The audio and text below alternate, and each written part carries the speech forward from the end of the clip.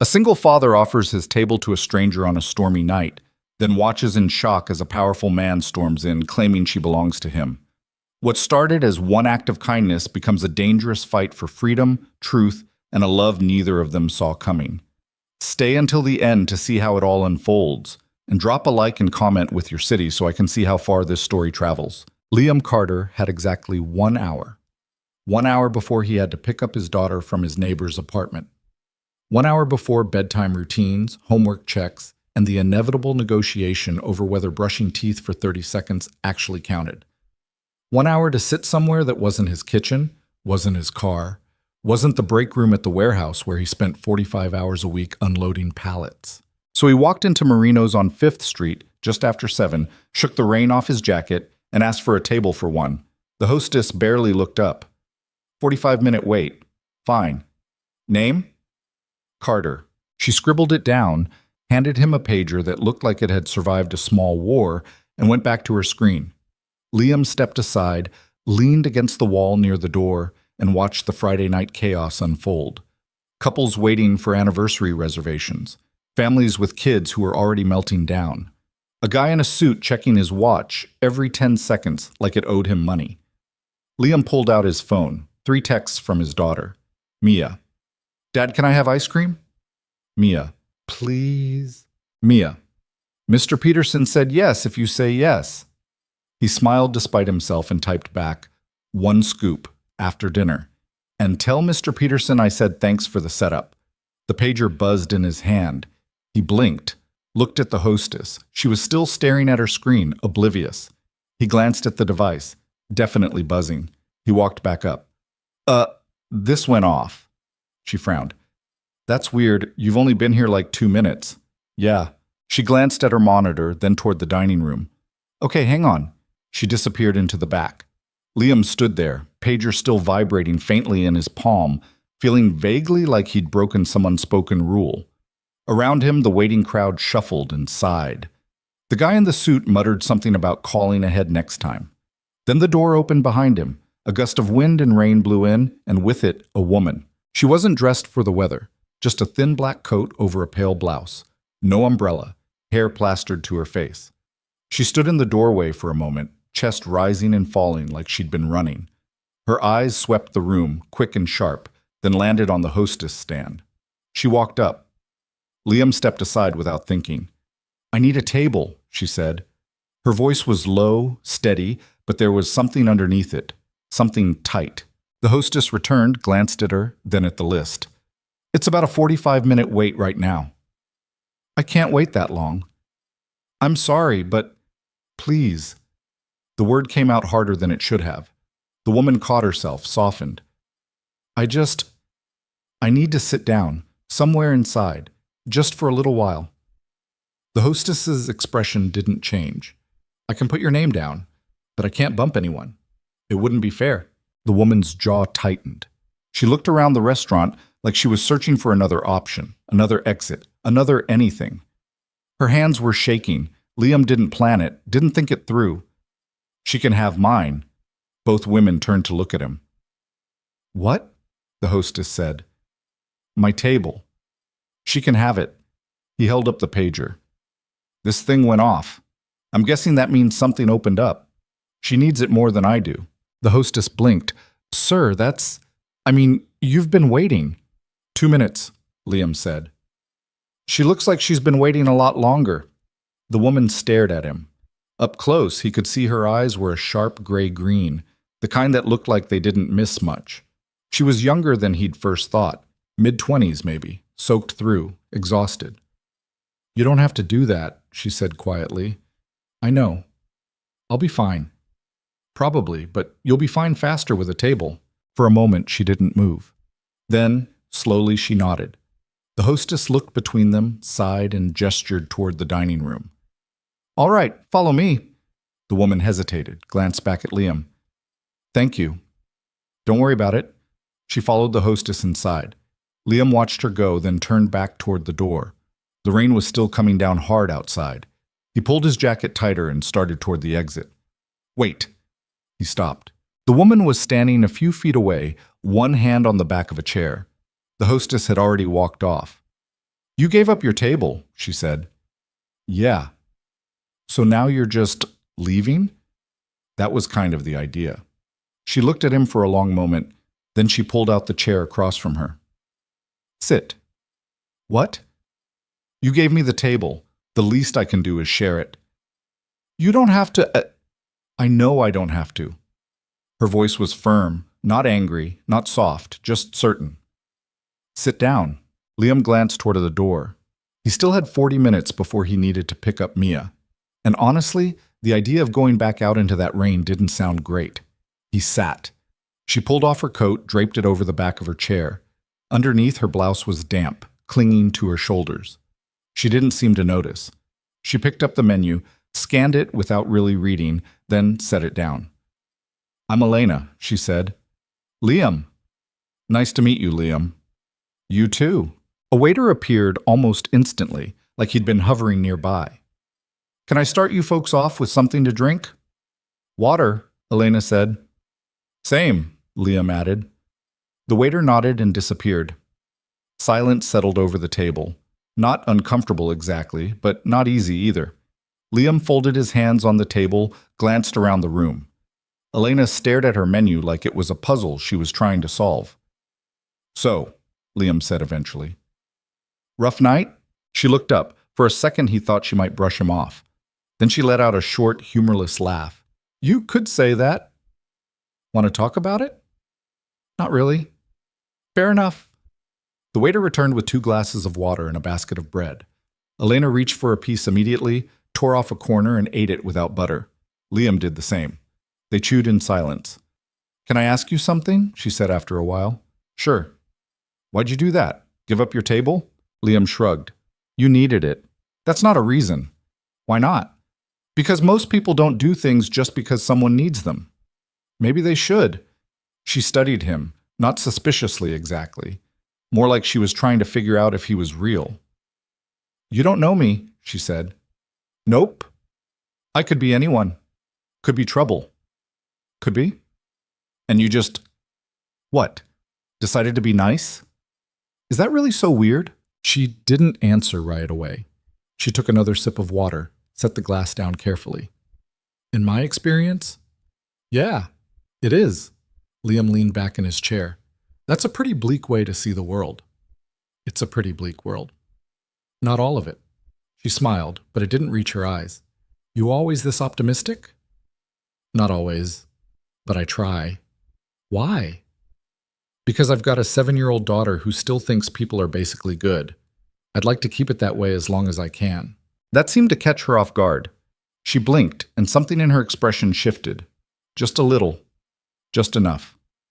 You're a dad, she said. Yep. Single? Yep. That's hard. Some days more than others. She looked down at her bread, picked at the crust. She's lucky. I don't know about that. No, she is. Elena's voice was quiet now, distant. Not everyone gets a parent who shows up. Liam didn't know what to say to that, so he didn't say anything. He just waited. Elena took a breath, straightened in her chair. Sorry, I don't usually... I'm not trying to be weird. You're not. I feel like I am. You're fine. The waiter came back. They ordered pasta for her, a burger for him. The waiter left. The silence returned, but this time it felt a little softer. Can I ask you something now? Liam said. Go ahead. You said you couldn't wait 45 minutes. Why? Elena hesitated. Her fingers tightened around her water glass. I needed to be somewhere with people. Okay? Somewhere he couldn't follow me in. Liam's stomach tightened. He? It's complicated. Most things are. She glanced toward the window. Rain streaked down the glass, distorting the glow of the streetlights outside. Let's just say I'm trying to figure out how to be somewhere he isn't. Ex-boyfriend? Worse. Liam wanted to press, but something in her face stopped him. Instead, he just nodded.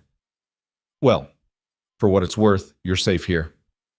She looked at him again, that same searching look. You don't know that. Maybe not. But I'm not going anywhere for the next half hour. So if something happens, at least you won't be alone. Her eyes softened, just a fraction. You really mean that? Yeah. She looked away, out toward the dining room. For a long time, she didn't say anything. Then so quietly, he almost didn't hear it. Thank you. They ate when the food came. The conversation stayed light after that, surface-level stuff.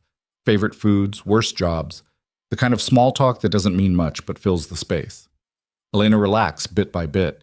She even smiled a couple of times, real ones, the kind that made her look younger. Liam checked his phone. 35 minutes left. I should probably get going soon, he said. Elena nodded. Yeah, me too. Neither of them moved. This was nice, she said. It was. I mean it. I didn't think tonight was going to be anything. And then you just... She trailed off, shook her head. I don't know. Thank you. Again. You already said that. I know, but I mean it. Liam smiled. You're welcome. Again. She laughed, and it sounded genuine this time. Then the door to the restaurant opened. A man walked in. Liam noticed him immediately, not because of how he looked, but because of how everyone else reacted. The hostess straightened. A couple near the door glanced over, then quickly looked away. Even the waiter paused mid-step. The man was tall, mid-40s, wearing a charcoal suit that probably cost more than Liam's rent. His hair was perfectly styled, his expression calm and controlled. He scanned the room with the kind of confidence that came from always getting what he wanted. His eyes landed on Elena. She went completely still. Elena, the man said. His voice carried across the restaurant, smooth and cold. There you are. She didn't move, didn't breathe. The man walked toward their table, slow and deliberate. Liam felt his pulse kick up. Something was very, very wrong. I've been looking for you, the man continued. He stopped a few feet away, hands in his pockets, posture relaxed. But his eyes were hard. You didn't answer your phone. I turned it off, Elena said quietly. I noticed. I needed space. You don't get to decide that. Liam's jaw tightened. He didn't say anything yet, but his body shifted, just slightly, just enough to put himself between the man and Elena. The man noticed. His gaze flicked to Liam, then back to Elena. Who's this? No one, Elena said quickly. Doesn't look like no one. He's just someone I met. It's nothing. Then he won't mind leaving. Liam stayed exactly where he was. The man's expression didn't change, but something flickered in his eyes. Annoyance. Maybe something darker. Elena, we're going. No. Excuse me? I said no. Her voice was shaking now, but she didn't back down. I'm not going anywhere with you. The man's smile was thin and joyless. You don't have a choice. Yes, I do. No, you really don't. He took a step closer. You signed the agreement. You took the money. You belong to me until that contract is fulfilled. So get up, stop making a scene, and let's go. Liam stood. The man stopped, looked at him. This doesn't concern you. She said she's not going, and I said it's not your business. She's sitting at my table. That makes it my business. The man's jaw tightened. You have no idea who you're talking to. Don't really care. For a moment, the entire restaurant seemed to hold its breath. The man stared at Liam, and Liam stared back. No flinching. No stepping aside. Finally, the man turned back to Elena. You're going to regret this. Maybe, she said. But not tonight. The man's expression darkened. He leaned in close, lowered his voice so only she could hear. Liam couldn't make out the words, but he saw Elena's face go pale. Then the man straightened, adjusted his cuffs, and walked out. The door swung shut behind him. The restaurant slowly came back to life. Conversations resumed, silverware clinked, but Liam's heart was still pounding. He turned to Elena. She was staring at the table, her hands clenched into fists. You okay? He asked. She didn't answer. Elena, I have to go. She stood abruptly, grabbed her coat. Her movements were jerky, panicked. Wait, thank you for dinner. She pulled out her wallet, threw down enough cash to cover both meals and then some. I'm sorry, I have to. At least let me walk you out. No. She looked at him, and her eyes were bright with something he couldn't name. Fear, anger, desperation. You don't want to be part of this, trust me. And then she was gone. Liam stood there, alone at the table, staring at the door she'd just walked through. Outside, the rain poured down, and somewhere in the night, Elena Voss disappeared into the storm. Liam sat back down. The waiter approached cautiously. "Is everything all right, sir?" "Yeah," Liam said quietly. "Yeah, everything's fine." But it wasn't. He knew it wasn't. He picked up his phone, checked the time. He still had 20 minutes before he needed to get Mia. 20 minutes to sit there and wonder what the hell had just happened. He looked at the cash Elena had left on the table. Too much. Way too much. He pocketed his own wallet, left the money where it was, and walked out into the rain. By the time he got to his car, he was soaked. He sat in the driver's seat, hands on the wheel, staring at the windshield as water streamed down the glass. He kept seeing her face. The way she'd looked at that man. The way her hands had shaken. "You belong to me." Liam's grip on the wheel tightened. He didn't know Elena. Didn't know her story. Didn't know what kind of trouble she was in. He'd probably never see her again. But that look in her eyes? He started the car. Mia was waiting. Shit. The weekend passed in a blur of normal. Pancakes on Saturday morning, homework on Sunday afternoon. Mia's endless questions about why clouds were white and whether penguins had knees. The usual routine that kept Liam's world small and manageable. But every time he had a quiet moment, his mind went back to that restaurant, to Elena, to the man in the charcoal suit. Monday morning, Liam dropped Mia off at school, then headed to the warehouse. Clocked in, loaded trucks, unloaded pallets. The work was mindless, which was usually a relief, but today it just gave him too much time to think. At lunch, he sat in his car and pulled out his phone. He didn't know why. It wasn't like he had her number. Wasn't like he could do anything, even if he did. But he typed her name into the search bar anyway. Elena Voss. The results loaded. His stomach dropped. There were pictures, dozens of them. Articles, news stories. Heiress Elena Voss spotted at charity gala. Voss Financial under investigation for fraud allegations. Elena Voss. The reclusive daughter of billionaire industrialist. Liam clicked on one of the images. It was her. Same face, same eyes. But in the photo, she was wearing a gown that probably cost more than his car, standing beside a man who looked like he owned half the city. The caption identified him as Richard Grayson, legal guardian and trustee of the Voss estate. Liam stared at the screen. Legal guardian, trustee. The words didn't make sense. She was in her 20s. Why would she need a guardian? He scrolled further, found an older article. Tragedy strikes Voss family, parents killed in helicopter crash. The article was from 8 years ago. Elena would have been a teenager. The piece described how she'd been placed under the care of Richard Grayson, a longtime family friend and financial advisor, who'd been managing her inheritance until she came of age. Liam's chest tightened. He kept reading, kept searching. And the more he read, the worse it got. There were rumors, whispers in business columns, speculation about Grayson's control over the Voss estate, questions about why Elena had never taken control of her own fortune, even after turning 21. Some articles painted her as reclusive, others hinted at something darker. One blog post, buried on page 3 of the search results, described her as a prisoner in a gilded cage. Liam put his phone down. He sat there in the silence of his car, the half-eaten sandwich on the passenger seat forgotten. You belong to me. The words echoed in his head. He thought about the way she'd looked that night, soaked, shaking, desperate for a safe place to sit. He thought about the man who'd walked into that restaurant like he owned it, like he owned her. Liam picked up his phone again. He didn't know what he was going to do, but he couldn't just do nothing. That night, after Mia was asleep, Liam sat at his kitchen table with his laptop open. He wasn't a detective, wasn't a lawyer, wasn't anyone who had any business digging into the life of a billionaire heiress, but he kept searching anyway. He found financial reports, court filings, public records. Most of it was dense legal jargon he didn't fully understand, but he pieced together enough to get the picture. Richard Grayson had control of everything. Elena's money, her properties, her investments, all of it locked under a trust that wouldn't dissolve until she turned 30, or until Grayson decided she was mentally and financially competent to manage it herself. And according to every document Liam could find, Grayson had never deemed her competent, which meant she had no access to her own fortune, no control over her own life.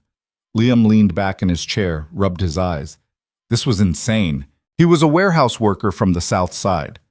He had a 7-year-old daughter and a mortgage he could barely afford.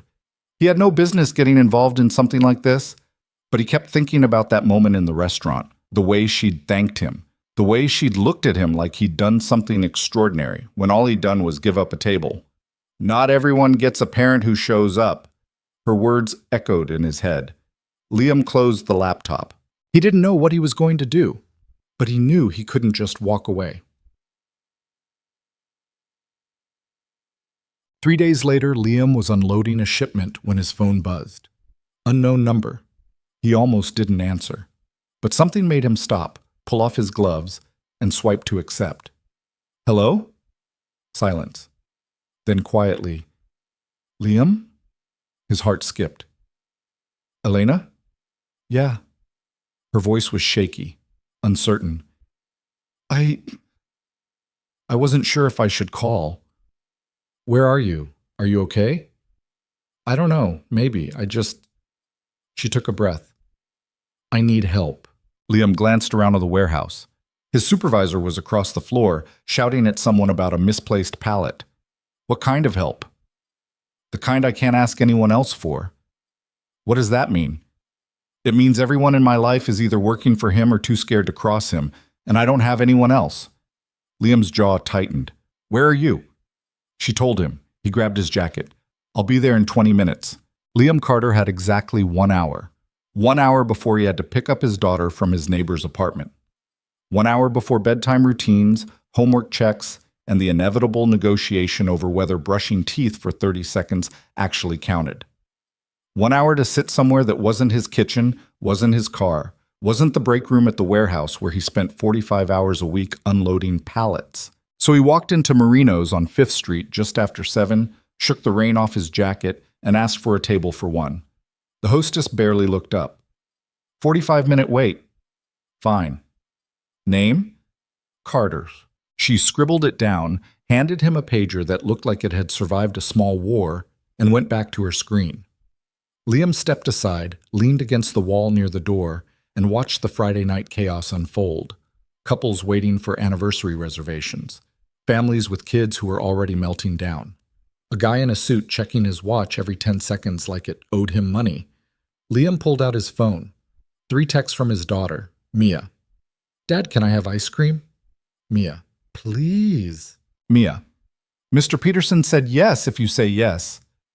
He smiled despite himself and typed back, 1 scoop after dinner, and tell Mr. Peterson I said thanks for the setup. The pager buzzed in his hand. He blinked, looked at the hostess. She was still staring at her screen, oblivious. He glanced at the device, definitely buzzing. He walked back up. This went off. She frowned. That's weird. You've only been here like 2 minutes. Yeah. She glanced at her monitor, then toward the dining room. Okay, hang on. She disappeared into the back. Liam stood there, pager still vibrating faintly in his palm, feeling vaguely like he'd broken some unspoken rule. Around him, the waiting crowd shuffled and sighed. The guy in the suit muttered something about calling ahead next time. Then the door opened behind him. A gust of wind and rain blew in, and with it, a woman. She wasn't dressed for the weather, just a thin black coat over a pale blouse. No umbrella, hair plastered to her face. She stood in the doorway for a moment, chest rising and falling like she'd been running. Her eyes swept the room, quick and sharp, then landed on the hostess stand. She walked up. Liam stepped aside without thinking. I need a table, she said. Her voice was low, steady, but there was something underneath it, something tight. The hostess returned, glanced at her, then at the list. It's about a 45-minute wait right now. I can't wait that long. I'm sorry, but please. The word came out harder than it should have. The woman caught herself, softened. I need to sit down. Somewhere inside, just for a little while. The hostess's expression didn't change. I can put your name down, but I can't bump anyone. It wouldn't be fair. The The woman's jaw tightened. She looked around the restaurant like she was searching for another option, another exit, another anything. Her hands were shaking. Liam didn't plan it, didn't think it through. She can have mine. Both women turned to look at him. What? The hostess said. My table. She can have it. He held up the pager. This thing went off. I'm guessing that means something opened up. She needs it more than I do. The hostess blinked. Sir, you've been waiting. 2 minutes, Liam said. She looks like she's been waiting a lot longer. The woman stared at him.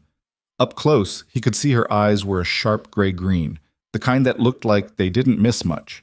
She was younger than he'd first thought, mid-20s maybe, soaked through, exhausted.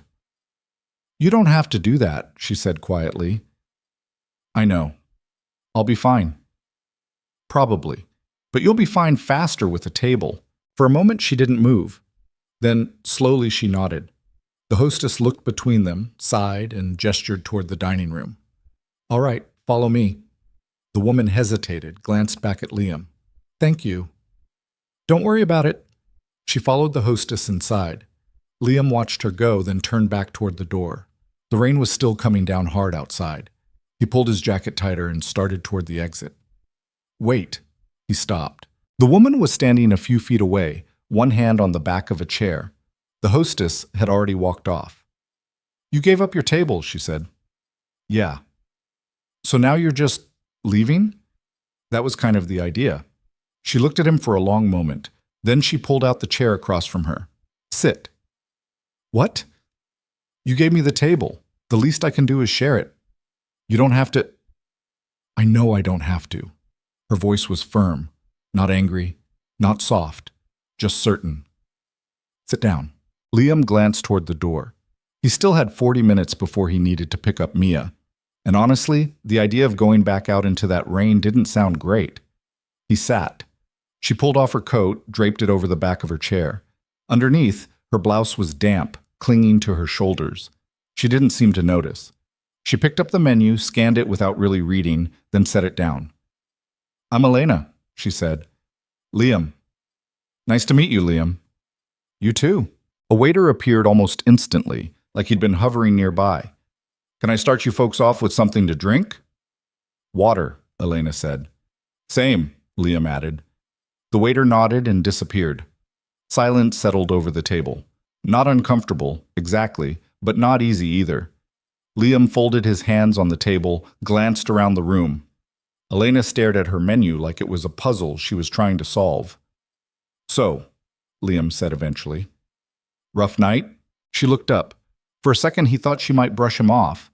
Then she let out a short, humorless laugh. You could say that. Want to talk about it? Not really. Fair enough. The waiter returned with 2 glasses of water and a basket of bread. Elena reached for a piece immediately, tore off a corner, and ate it without butter.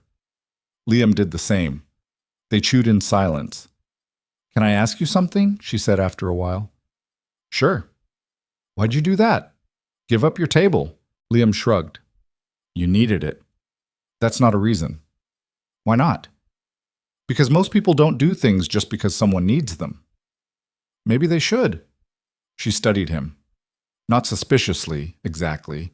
More like she was trying to figure out if he was real. You don't know me, she said. Nope. I could be anyone. Could be trouble. Could be. And you just, what? Decided to be nice? Is that really so weird? She didn't answer right away. She took another sip of water, set the glass down carefully. In my experience? Yeah. It is. Liam leaned back in his chair. That's a pretty bleak way to see the world. It's a pretty bleak world. Not all of it. She smiled, but it didn't reach her eyes. You always this optimistic? Not always, but I try. Why? Because I've got a 7-year-old daughter who still thinks people are basically good. I'd like to keep it that way as long as I can. That seemed to catch her off guard. She blinked, and something in her expression shifted. Just a little. Just enough. You're a dad, she said. Yep. Single? Yep. That's hard. Some days more than others. She looked down at her bread, picked at the crust. She's lucky. I don't know about that. No, she is. Elena's voice was quiet now, distant. Not everyone gets a parent who shows up. Liam didn't know what to say to that, so he didn't say anything. He just waited. Elena took a breath, straightened in her chair. Sorry, I don't usually... I'm not trying to be weird. You're not. I feel like I am. You're fine. The waiter came back. They ordered pasta for her, a burger for him. The waiter left. The silence returned, but this time it felt a little softer. Can I ask you something now? Liam said. Go ahead. You said you couldn't wait 45 minutes. Why? Elena hesitated. Her fingers tightened around her water glass. I needed to be somewhere with people. Okay. Somewhere he couldn't follow me in. Liam's stomach tightened. He? It's complicated. Most things are. She glanced toward the window. Rain streaked down the glass, distorting the glow of the streetlights outside. Let's just say I'm trying to figure out how to be somewhere he isn't. Ex-boyfriend? Worse. Liam wanted to press, but something in her face stopped him. Instead, he just nodded. Well, for what it's worth, you're safe here. She looked at him again, that same searching look. You don't know that. Maybe not, but I'm not going anywhere for the next half hour. So if something happens, at least you won't be alone. Her eyes softened, just a fraction. You really mean that? Yeah. She looked away, out toward the dining room. For a long time she didn't say anything. Then, so quietly, he almost didn't hear it. Thank you. The food arrived, and with it came a shift in the atmosphere. Elena seemed to relax slightly, her shoulders dropping a fraction as she twirled pasta around her fork. Liam took a bite of his burger, and for a moment they just ate in companionable silence. What's her name? Elena asked suddenly. Who? Your daughter. Mia. Elena smiled, and this time it was genuine. That's pretty. Yeah, her mom picked it. The words came out before Liam could stop them. He tensed, waiting for the inevitable follow-up questions. But Elena just nodded. She's not in the picture? Hasn't been for about 5 years. I'm sorry.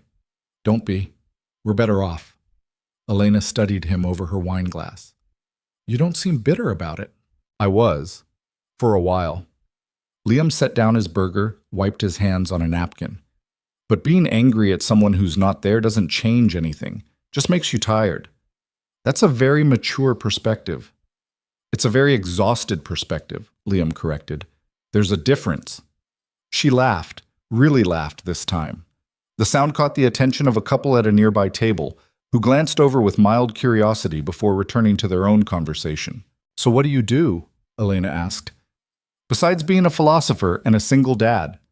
I work at a warehouse, loading, unloading, inventory, nothing fancy. Sounds hard. It pays the bills, mostly. And what do you do when you're not working or taking care of Mia? Liam thought about it. Honestly, not much. This is probably the most exciting thing I've done in months. Sitting in a restaurant with a stranger? Pretty much. Elena shook her head, but she was smiling. Your life sounds wonderfully normal. Is that a compliment? It is, actually. She took another sip of water. Normal sounds nice. What about you? Liam asked. What do you do? The question hung in the air. Elena's smile faded slightly. She set down her fork, aligned it carefully with her knife. It's complicated, she said finally.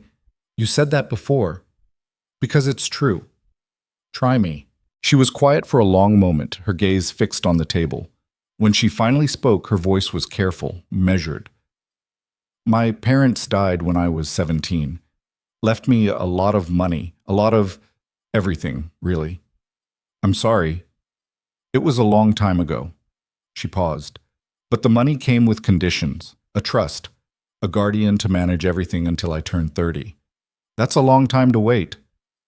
12 more years, Elena said quietly. If I make it that long. The words sent a chill down Liam's spine. What does that mean? She shook her head. Nothing, forget I said that. Elena, I shouldn't be telling you any of this. She looked around the restaurant, suddenly agitated. You're a nice guy. You've got a kid, a normal life. You don't need to hear about my mess. Maybe I want to hear about it. Why would you? Because you look like you need someone to listen. Elena stared at him. Her eyes were bright, and for a moment Liam thought she might cry. But she blinked it back, straightened her spine. The man who controls my trust, she said slowly. Richard Grayson. He was my father's best friend. When my parents died, he stepped in, took over everything, the business, the estate, my life, said he was protecting me, keeping me safe. But he's not. No. Her voice was barely a whisper. He's not. Liam leaned forward. What does he want from you? Control? Obedience. My signature on documents I'm not allowed to read. My presence at events where I'm supposed to smile and stay quiet. She took a shaky breath. He's been using my inheritance to fund his own investments, making deals in my name. And because legally he has the authority to do it, there's nothing I can do to stop him. There has to be something, a lawyer, someone. Everyone I've tried to talk to works for him, or is afraid of him, or both. Elena's hands were trembling now. I tried to leave once, 3 months ago. Packed a bag, took some cash I'd hidden, and got as far as the state line. He found me in 6 hours, brought me back.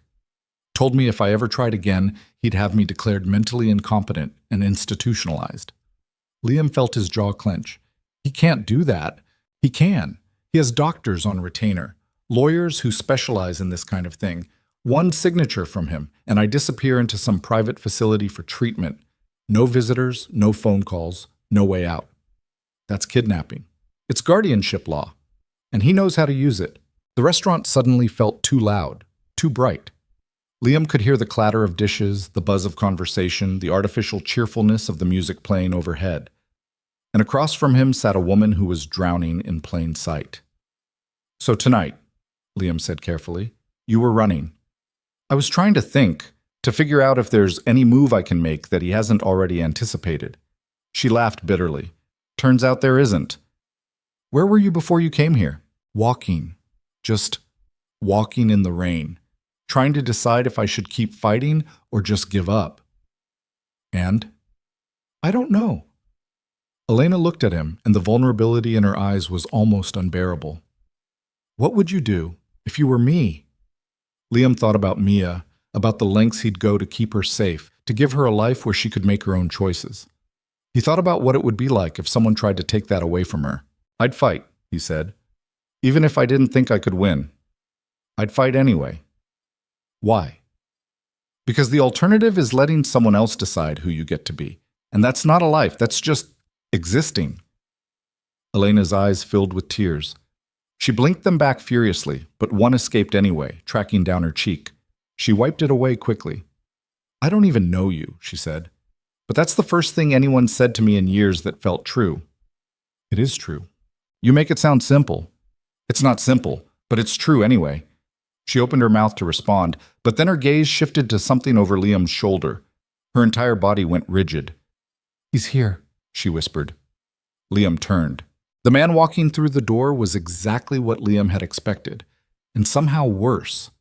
Tall, impeccably dressed, moving with the kind of confidence that came from never hearing the word no.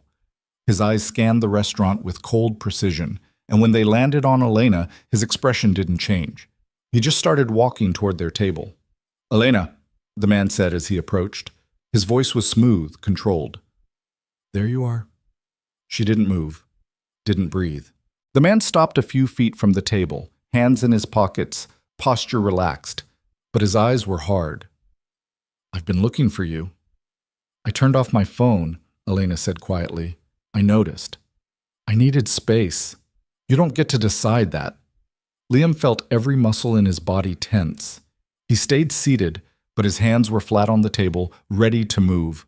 The man's gaze flicked to him. And who is this? No one, Elena said quickly. Just someone I met. It's nothing. Then he won't mind leaving. The man's tone made it clear it wasn't a request. Liam didn't move. The man's expression shifted slightly. Not anger exactly, more like mild irritation at an inconvenience. Elena, we're going. No. Excuse me? I said no. Her voice was shaking, but she held his gaze. I'm not going anywhere with you. The man's smile was cold and humorless. You don't have a choice. Yes, I do. No. He took a step closer, and Liam saw Elena flinch. You really don't. You signed the agreement. You took the money. You belong to me until that contract is fulfilled. So get up, stop embarrassing yourself, and let's go. Liam stood. The movement was slow, deliberate. He didn't say anything. He just stood between the man and Elena, his body language clear. The man stopped, looked at him. Really looked at him this time. This doesn't concern you, he said. She said she's not going. And I said it's not your business. She's sitting at my table. That makes it my business. The man's jaw tightened. Do you have any idea who I am? Don't really care. You should. The man's voice dropped, became dangerous. I could ruin you with a phone call. Your job, your home, your daughter's school, all of it, gone. Liam's blood went cold, but he didn't move. That's supposed to scare me? It's supposed to make you smart. Then I guess I'm not that smart. For a long moment, the two men stared at each other. The restaurant had gone quiet around them. Conversation stopped. People were watching now, phones out, probably recording. Finally, Richard Grayson turned back to Elena. He leaned in close, his voice low enough that only she could hear.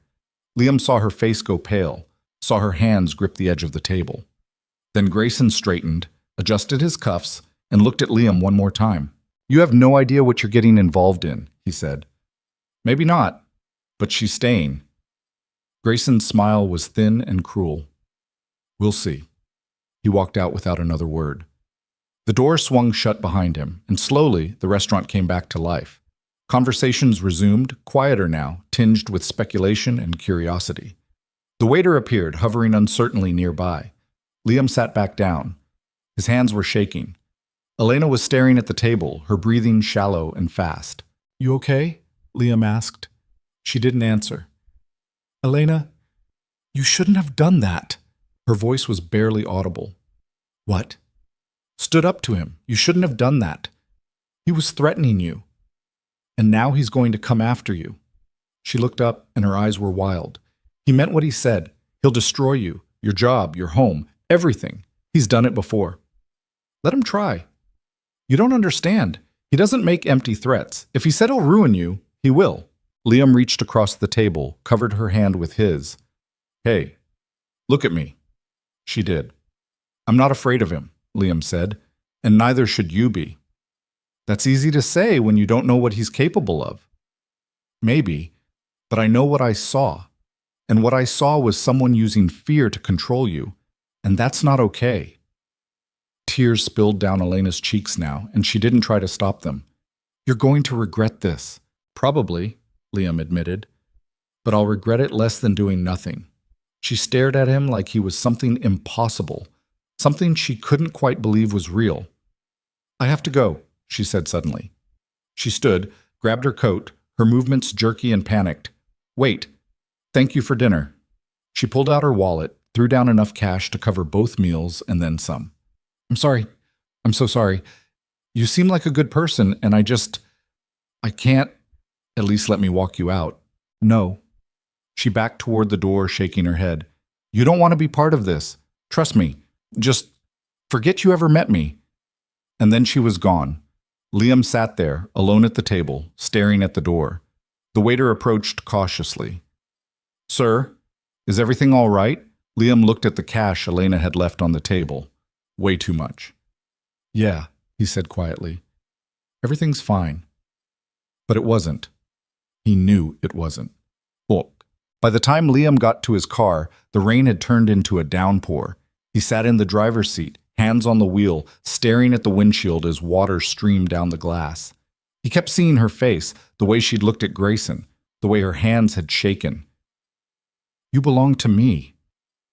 The words echoed in his head. He checked his phone. Still had 10 minutes before he needed to pick up Mia. 10 minutes to sit there and try to process what had just happened. His phone buzzed. A text from Mr. Peterson. She's asleep on the couch. Take your time. Liam typed back a thank you, then sat in the silence of his car.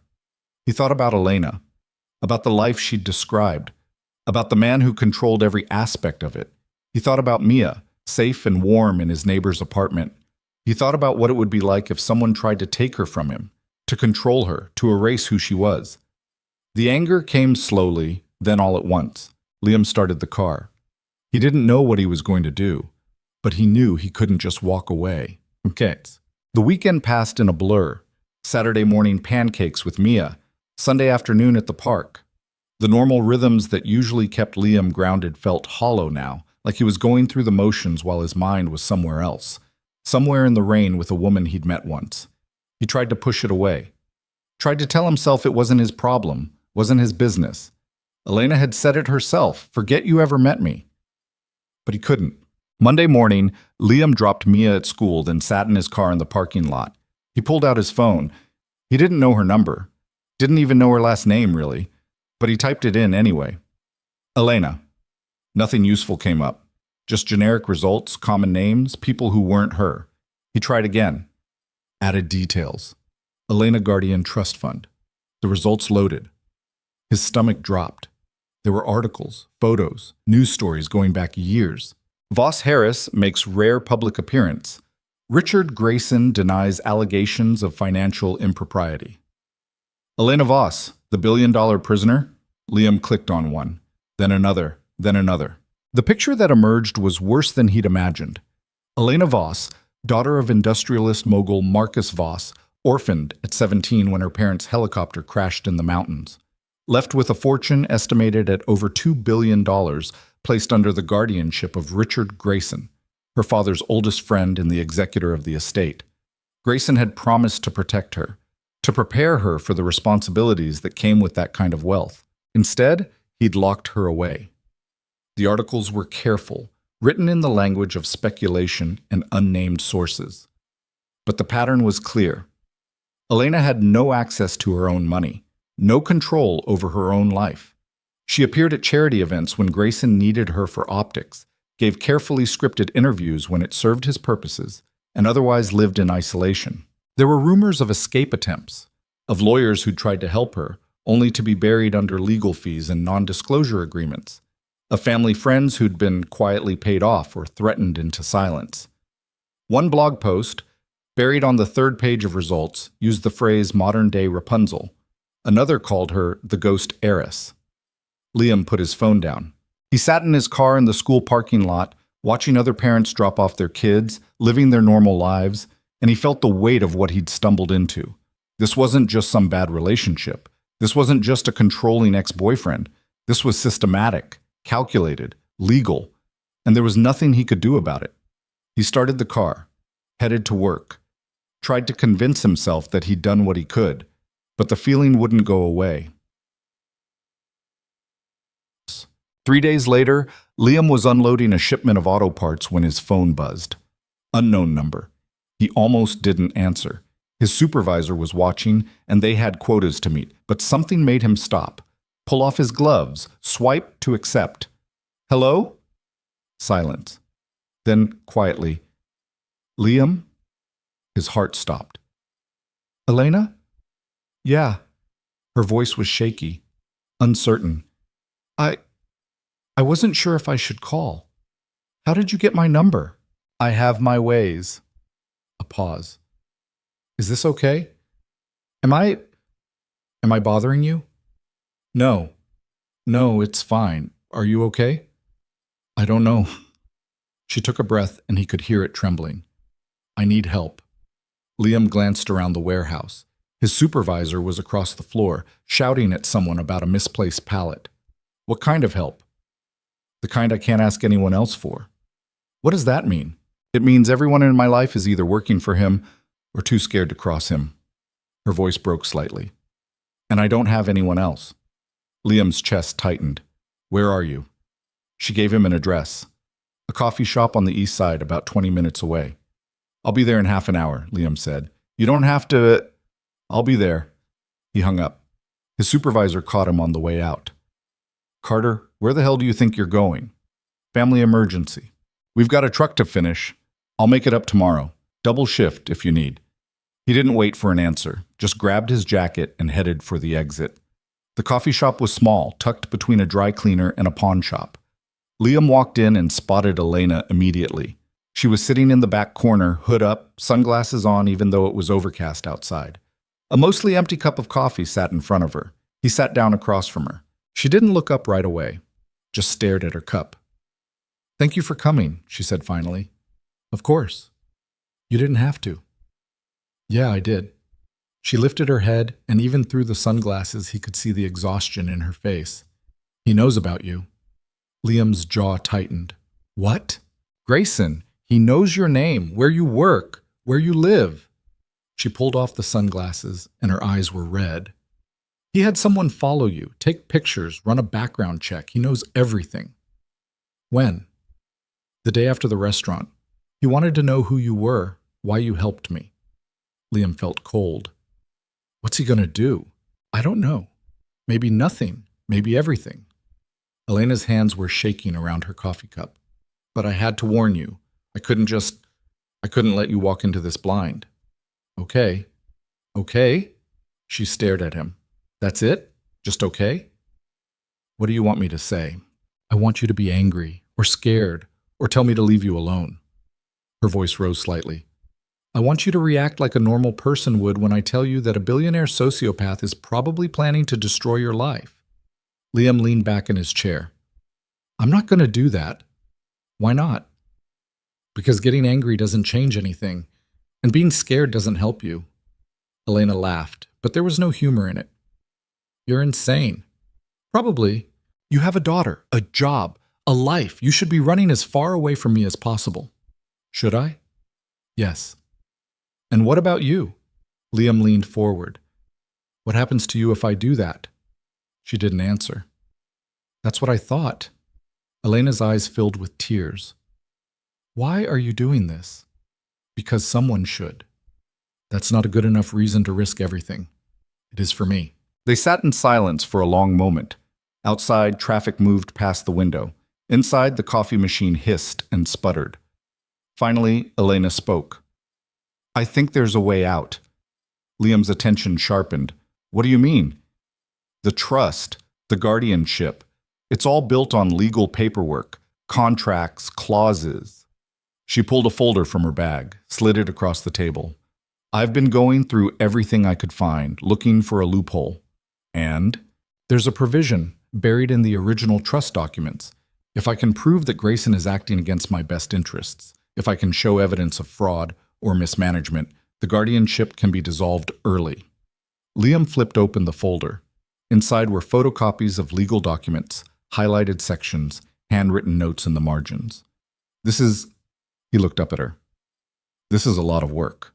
"I've had a lot of time." Elena's voice was steady now, determined. "And I think I found something. Transactions he made using my name, investments that benefited him directly. If I can prove it, I can take it to a judge." "What do you need?" "Evidence, real evidence, financial records, emails, anything that shows what he's been doing." She paused. "But everything's locked down. I can't access his files without triggering alarms. And anyone I ask for help ends up either bought off or threatened into silence." "So what are you saying?" Elena looked at him, really looked at him. "I'm saying I need someone he doesn't expect. Someone who doesn't have anything to lose because they're not part of my world." "You want me to help you get evidence against one of the most powerful men in the city?" "Yes. That's insane." "I know. He'll see it coming." "Maybe. But maybe not if it comes from you." Liam stared at the folder in front of him, at the carefully highlighted passages, at the notes written in Elena's precise handwriting. He thought about Mia, about the risk. Then he thought about the look in Elena's eyes the night at the restaurant, the fear, the desperation, the hope. "How do we start?" he asked. Elena's breath caught. "You're serious?" "Yeah, I'm serious." For the first time since he'd met her, Elena smiled, a real smile, the kind that reached her eyes. "Thank you," she whispered. "Don't thank me yet. We might both end up regretting this." "I already regret it," Elena said. "But I'm doing it anyway." Liam closed the folder. "Then we better make it count." The plan started simple, maybe too simple. Elena had a contact, someone who used to work in Grayson's office before getting pushed out under suspicious circumstances. The woman's name was Claire Mendoza, and according to Elena, she'd walked away with copies of files she wasn't supposed to have. Files that might prove Grayson had been funneling Elena's money into his own accounts for years. The problem was that Claire had gone dark, changed her number, moved apartments, dropped off every social media platform. She was scared, and she had every right to be. "She won't talk to me," Elena said. They were sitting in Liam's car outside a diner 2 towns over, far enough from the city that they could talk without worrying about who might see them. "I tried calling her 6 months ago. She hung up the second she heard my voice." "Why would she talk to me?" "Because you're not me. You're not part of that world. And maybe, just maybe, she'll believe you're not working for him." Liam looked at the address Elena had written on a napkin, an apartment building in a neighborhood he'd never been to. "And if she doesn't? Then we're back to square one." Liam folded the napkin, slipped it into his pocket. "When do we go?" "Not we. You." Elena's voice was firm. "If she sees me, she'll run. Or worse, she'll call Grayson to cover herself." "You want me to do this alone?" "I want you to have a chance at actually getting her to talk." Liam didn't love it, but he couldn't argue with the logic. He nodded. "All right, what do I say to her?" Elena pulled out a small notebook, flipped it open to a page covered in her handwriting. "Tell her you're helping me. Tell her I know what she took and I'm not angry. Tell her I just need proof. Anything that shows Grayson has been lying about the finances. And if she asks why she should trust me, tell her the truth, that you don't have anything to gain from this except helping someone who needs it." Liam took the notebook, scanned the notes, numbers, dates, transaction codes that meant nothing to him. "You really think this'll work?" "I think it's the only shot we have." They sat in silence for a moment. Rain tapped against the windshield. The diner's neon sign flickered in the growing dusk. "Can I ask you something?" Liam said. "Sure. Why now? You've been living like this for years. Why fight back now?" Elena stared out the window. "Because I'm tired. Tired of being afraid. Tired of letting him win." She turned to look at Liam. "And because for the first time in a long time, I met someone who made me think it might actually be possible." Liam felt something tighten in his chest. "I'm just a guy who gave you a table." "No, you're the guy who stood up when everyone else looked away." She smiled, but there was sadness in it. "That's not nothing." Liam started the car. "I'll go see Claire tomorrow." "Thank you." "Stop thanking me." "I can't help it." He drove her back to the city, dropped her off 3 blocks from the building where she lived, a high-rise with security cameras and a doorman who definitely reported to Grayson. She pulled her hood up before getting out of the car. "Be careful," she said. "You too." She disappeared into the night, and Liam sat there for a moment, watching the rear-view mirror to make sure no one was following her. Then he drove home. Mia was already asleep when he got back. Mr. Peterson met him at the door, looking tired but unbothered. "She have dinner?" Liam asked. "Mac and cheese, 2 servings. Homework?" "Done. Well, mostly done. There was some debate about whether spelling actually mattered." Liam smiled despite himself. "Thanks for watching her." "Any time. You doing okay? You've seemed distracted lately." "Just work stuff." Mr. Peterson didn't look convinced, but he didn't push. "All right. Well, you know where I am if you need anything." Liam closed the door, locked it, and walked into Mia's room. She was curled up under her blankets, one arm wrapped around a stuffed elephant that had seen better days. He watched her breathe for a moment, steady and peaceful, and felt the weight of what he was doing settle over him. If this went wrong, it wasn't just him who'd pay for it. He went to his own room, sat on the edge of the bed, and pulled out the napkin with Claire's address. Tomorrow. He'd go tomorrow. Maritz. Claire Mendoza lived in a 4th-floor walk-up in a part of town where the buildings all looked the same and the streetlights flickered more than they worked. Liam found the address just after noon, parked his car on the street, and climbed the stairs. The hallway smelled like old carpet and something vaguely chemical. He found apartment 4C, knocked twice. No answer. He knocked again. "Miss Mendoza? My name's Liam Carter. I'm here about Elena Voss." Silence. Then, from behind the door, "Go away." "I just need 5 minutes." "I said go away." Liam leaned closer to the door, kept his voice low. Elena said you'd be scared. She said you had every right to be. But she also said you're the only person who might have evidence that could stop him. A pause, then, stop who? Richard Grayson. The door opened a crack. A woman's face appeared, partially obscured by a chain lock. She was younger than Liam expected, maybe early 30s, with dark circles under her eyes and hair pulled back in a messy ponytail. Who are you? She asked. Just someone trying to help. That's not an answer. I work at a warehouse. I've got a 7-year-old daughter. I met Elena by accident a couple weeks ago, and now I'm trying to help her get out from under Grayson's control. Claire studied him. Why? Because she needs it, and because no one else is doing it. That's a stupid reason to get yourself killed. Probably, but here I am anyway. Claire didn't move for a long moment. Then, slowly, she closed the door. Liam heard the chain slide back. The door opened. 5 minutes, she said. The apartment was small and cramped, boxes stacked against the walls like she'd moved in and never bothered to unpack. Claire gestured to a chair at a tiny kitchen table, then sat across from him. How is she? Claire asked. Scared, desperate, fighting anyway. Claire's jaw tightened. She should run, get as far away from him as possible. She tried that. He found her. Then she should try harder. Or she could fight back. Claire laughed bitterly. With what? He owns everything. The lawyers, the judges, the press. You think a few documents are going to change that? Elena seems to think they might. Elena's naive. Maybe. But she's also right. Liam leaned forward. You worked for him. You saw what he was doing. You took files because you knew it was wrong. I took files because I was angry, because he fired me for asking questions I wasn't supposed to ask. Claire's voice was hard. And then I realized keeping them was more dangerous than letting them go. But you still have them. She didn't answer. Claire, he's using her, stealing from her, and he's going to keep doing it until someone stops him. I can't be that someone. Why not? Because I have a kid too. Her voice broke slightly. A daughter. She's 6. And if Grayson finds out I helped you, he'll come after her. He'll find some reason to call child services. Or he'll make sure I can't find work anywhere. Or he'll just make us disappear. She shook her head. I can't risk that.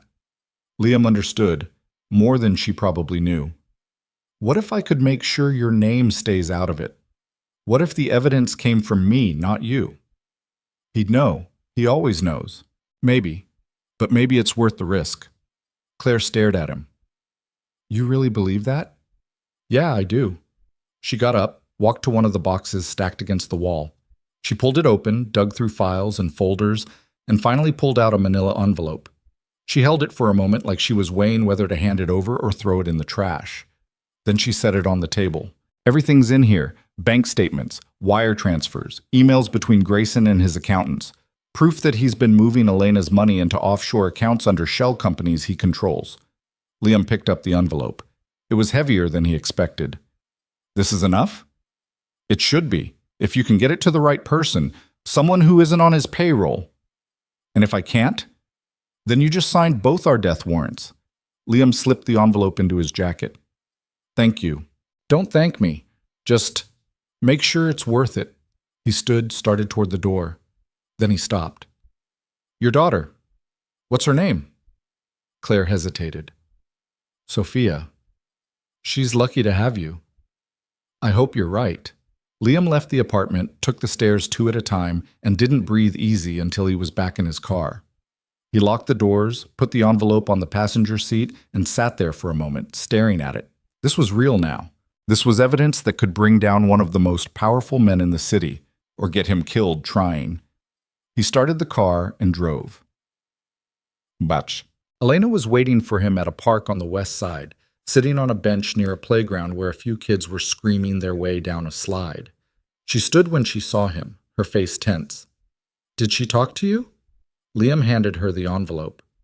Elena's eyes went wide. She opened it, pulled out the papers, scanned the first few pages. Her hands started shaking. This is it, she whispered. This is everything. She said it proves he's been stealing from you for years. It does. Look at this. She pointed to a series of transactions. These are transfers from my trust into accounts I've never heard of, companies that don't exist. And here, she flipped to another page. Emails where he's literally discussing how to hide the money trail. Liam watched her, saw the hope and fear battling in her expression. What do we do with it? We take it to a lawyer, someone who isn't afraid of him. You know someone like that? Elena hesitated. Maybe. There's a woman, Catherine Reyes. She used to work in corporate law before she started her own firm. She's got a reputation for taking on cases no one else will touch. You think she'll take this? I think if anyone will, it's her. Then let's go see her. Elena looked up at him. Liam, if we do this, there's no going back. He'll know, and he'll come after both of us. I know. You could still walk away, give me the documents, let me handle it from here. And what? Let you face him alone? It's my fight. Not anymore. Elena's eyes filled with tears, but she blinked them back. You're insane. So I've been told. She laughed, shaky and breathless. Then she reached out and took his hand, just for a moment, just long enough to squeeze it once. Okay, she said. Let's go. Catherine Reyes worked out of a small office above a coffee shop in the Arts District. The building was old, the kind with creaky floors and windows that didn't close all the way. Her name was stenciled on the glass door in fading gold letters. They climbed the stairs, knocked. Come in, Cecile, a voice called.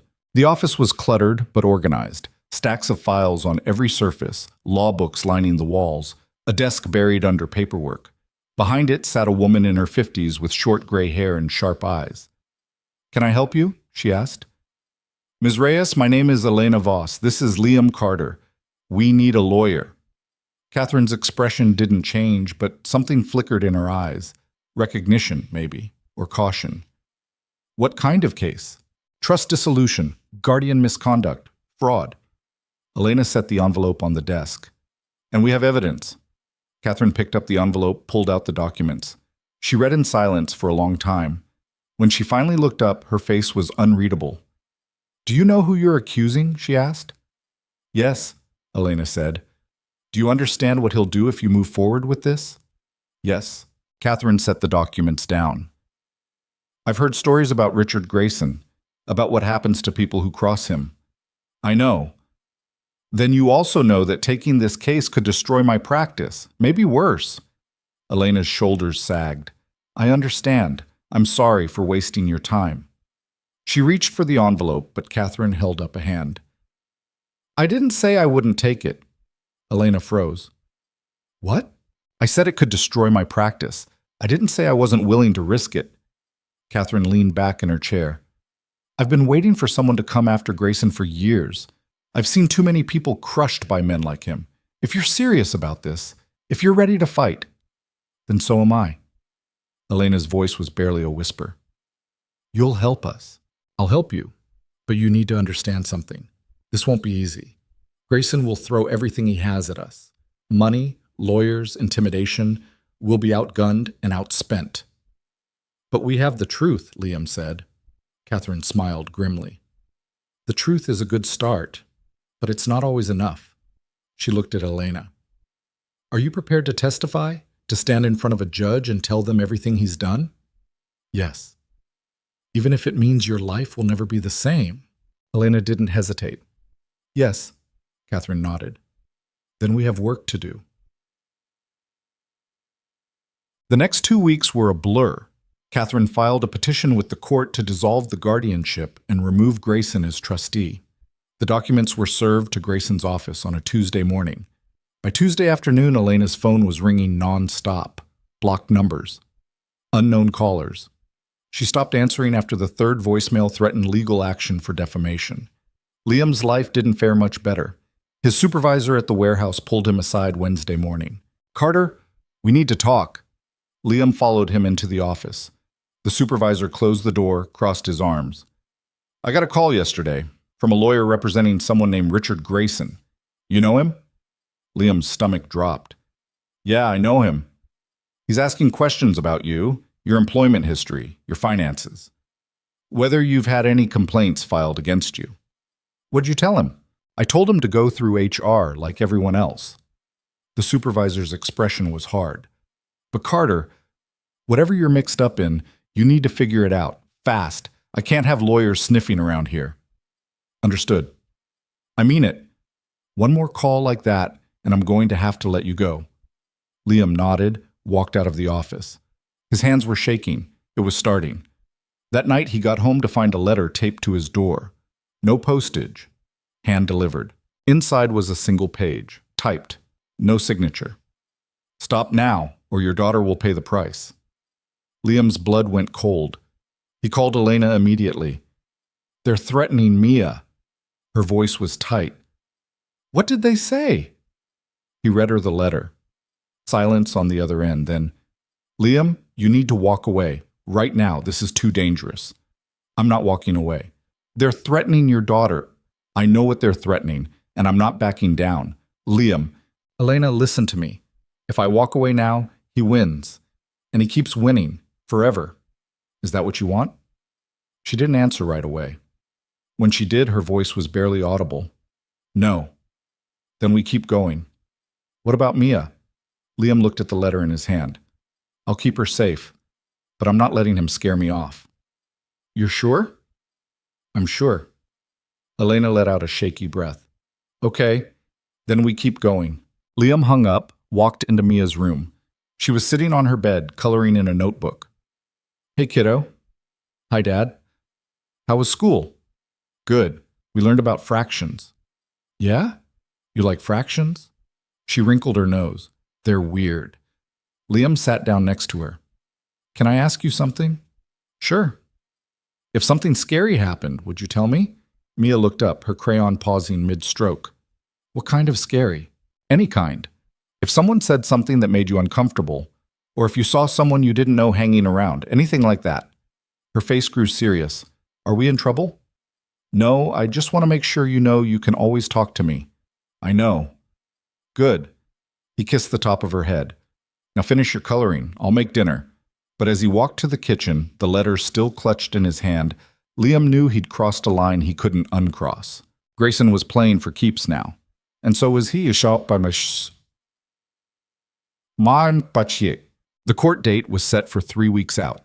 Catherine worked around the clock, building the case, organizing the evidence, preparing Elena for testimony. Liam helped where he could, tracking down additional documents, cross-referencing dates and transactions, anything to strengthen their position. They met in Catherine's office most nights. Elena would sit at the conference table, surrounded by papers, her face drawn with exhaustion. Liam would bring coffee, make sure she ate, and try to keep her focused when the fear started to creep in. He's going to destroy me on the stand, Elena said one night. It was past midnight, and they were the only ones left in the building. No, he's not, Catherine said. She was reviewing deposition notes, her reading glasses perched on her nose. He's going to try, but we'll be ready. You don't know him like I do. He'll twist everything, make me look unstable, ungrateful, incompetent. Then we'll show the judge the truth, that you're none of those things. Elena shook her head. What if it's not enough? Liam reached across the table, covered her hand with his. It will be. She looked at him, and for a moment the fear in her eyes softened into something else, something that looked almost like trust. How do you stay so calm? She asked. I'm not calm. I'm just really good at pretending. She laughed, soft and tired. Well, you're convincing.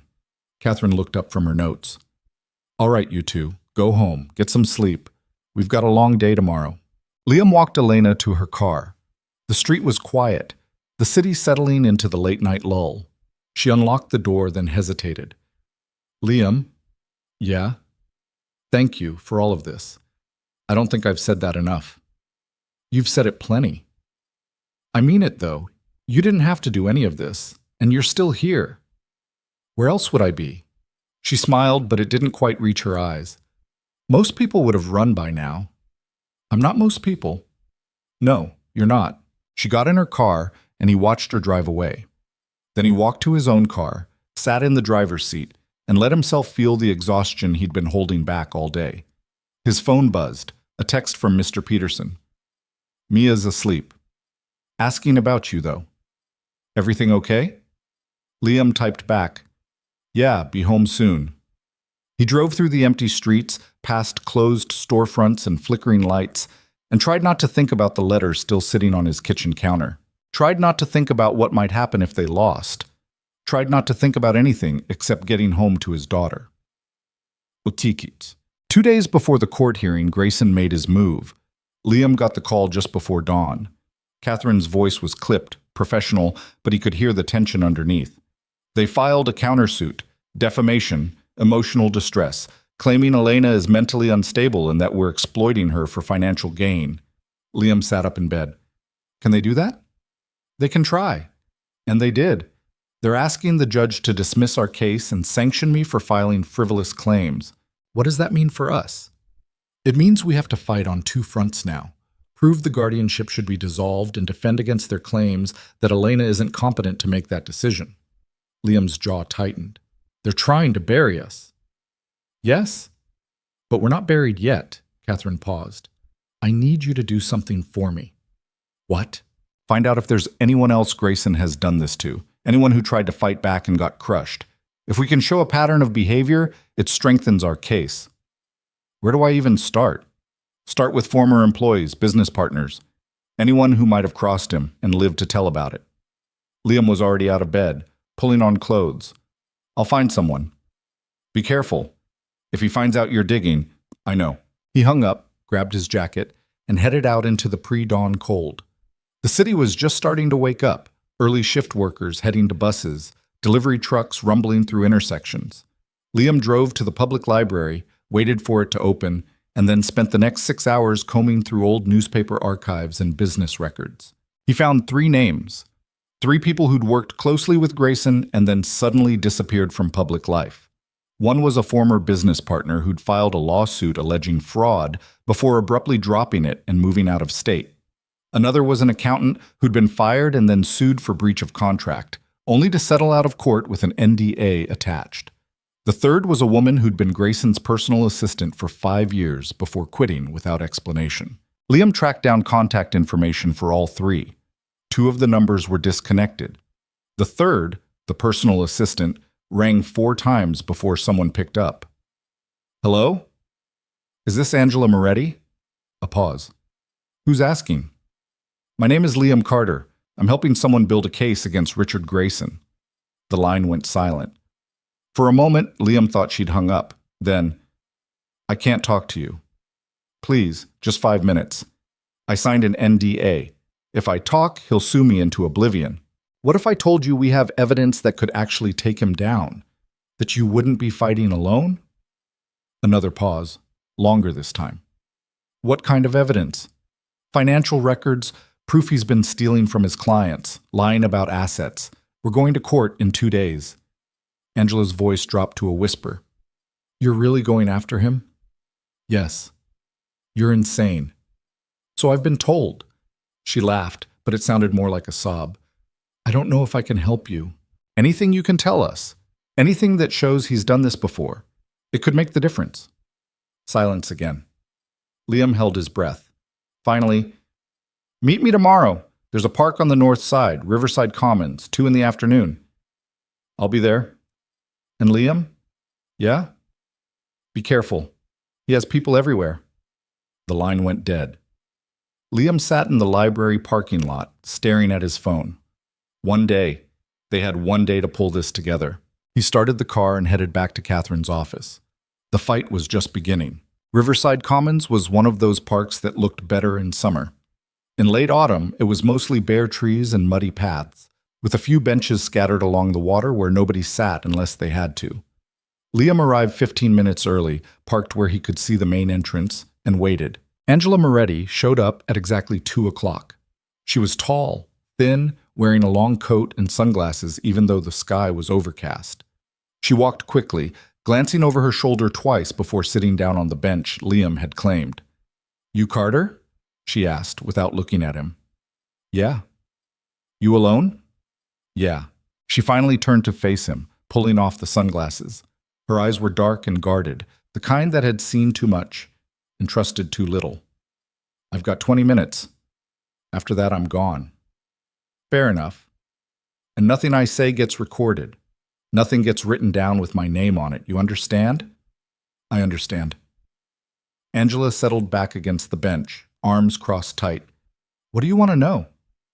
How long did you work for Grayson? 5 years. Started right out of college. Thought I was lucky to get the job. She laughed bitterly. Took me 3 years to realize I wasn't working for him. I was working for a monster. What changed? I started noticing things. Discrepancies in his calendar. Meetings he'd have off the books.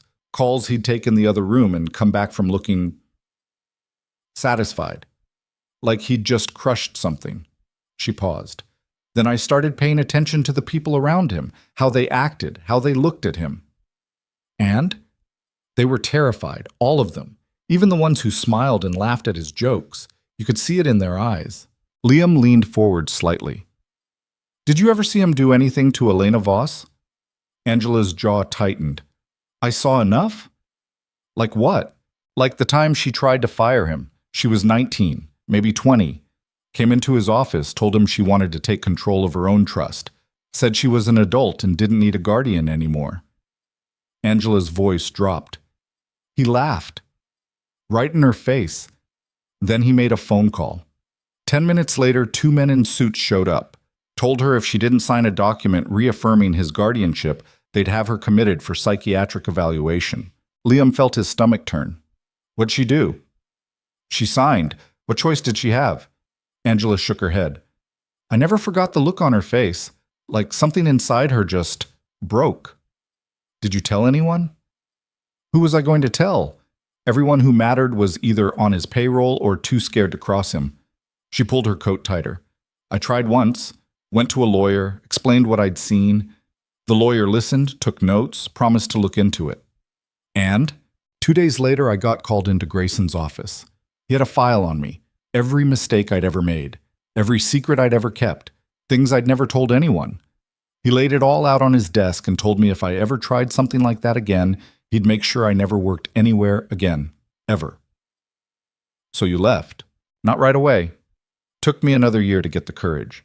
But yeah, eventually I left. Signed an NDA that basically says I can't talk about anything I saw or did while working for him. And here I am breaking it. She looked at Liam. You better make this count. We will. You have no idea what you're up against. He doesn't just have money. He has connections, judges, politicians, people who owe him favors, people who are afraid of what he knows about them. We have evidence, bank records, emails, proof he's been stealing from her. Angela's expression didn't change. That might not be enough. It has to be. Why? Because you want it to be? She stood, put her sunglasses back on. Look, I hope you win. I really do. Elena deserves better than what he's done to her. But don't underestimate him. He's survived worse than this. Not this time. Angela studied him for a moment, then shook her head. You're either very brave or very stupid. Probably both. She almost smiled. Good luck, Carter. You're going to need it. She walked away, and Liam sat there alone, watching the water move slowly past. The conversation played back in his head, the way Angela's voice had shaken when she talked about Elena, the fear that still lived in her eyes even after all this time. He pulled out his phone, called Catherine. I got something, he said when she answered. Tell me. He relayed the conversation, every detail he could remember. Catherine listened without interrupting. Can we use her? She asked when he finished. Not directly. She's terrified of the NDA, but I think we can use what she told me to shape our questions. Make Grayson explain things he won't want to explain. It's risky. If he's prepared for it, he can't be prepared for everything. Catherine was quiet for a moment. All right, get back here. We've got work to do. Liam drove back to the city, the weight of tomorrow pressing down on him. One more day, one more night, and then they'd be standing in front of a judge, asking the court to believe that a billionaire guardian had spent years exploiting the woman he was supposed to protect. It felt impossible, but they were doing it anyway. Jasukuan. That evening, Liam picked up Mia from school and took her to get pizza. She chattered the whole way there about her day, something about a spelling bee and how Tyler Mitchell had misspelled elephant, and everyone had laughed. Liam listened, nodded in the right places, and tried to keep his mind from drifting to tomorrow. Dad, you're not listening, Mia said suddenly. I am. Then what did I just say? Liam hesitated. Something about Tyler? She crossed her arms. I said Mrs. Patterson wants to know if you can help with the fall festival next week. Oh yeah, I can probably do that. You sure? You've been really busy lately. He looked at her, saw the concern in her 7-year-old eyes, and felt a pang of guilt. I'm sure. I promise. They got their pizza and sat in a corner booth. Mia dove into her slice, getting sauce on her chin within seconds. Liam picked at his own food, appetite gone. Are we in trouble? Mia asked suddenly.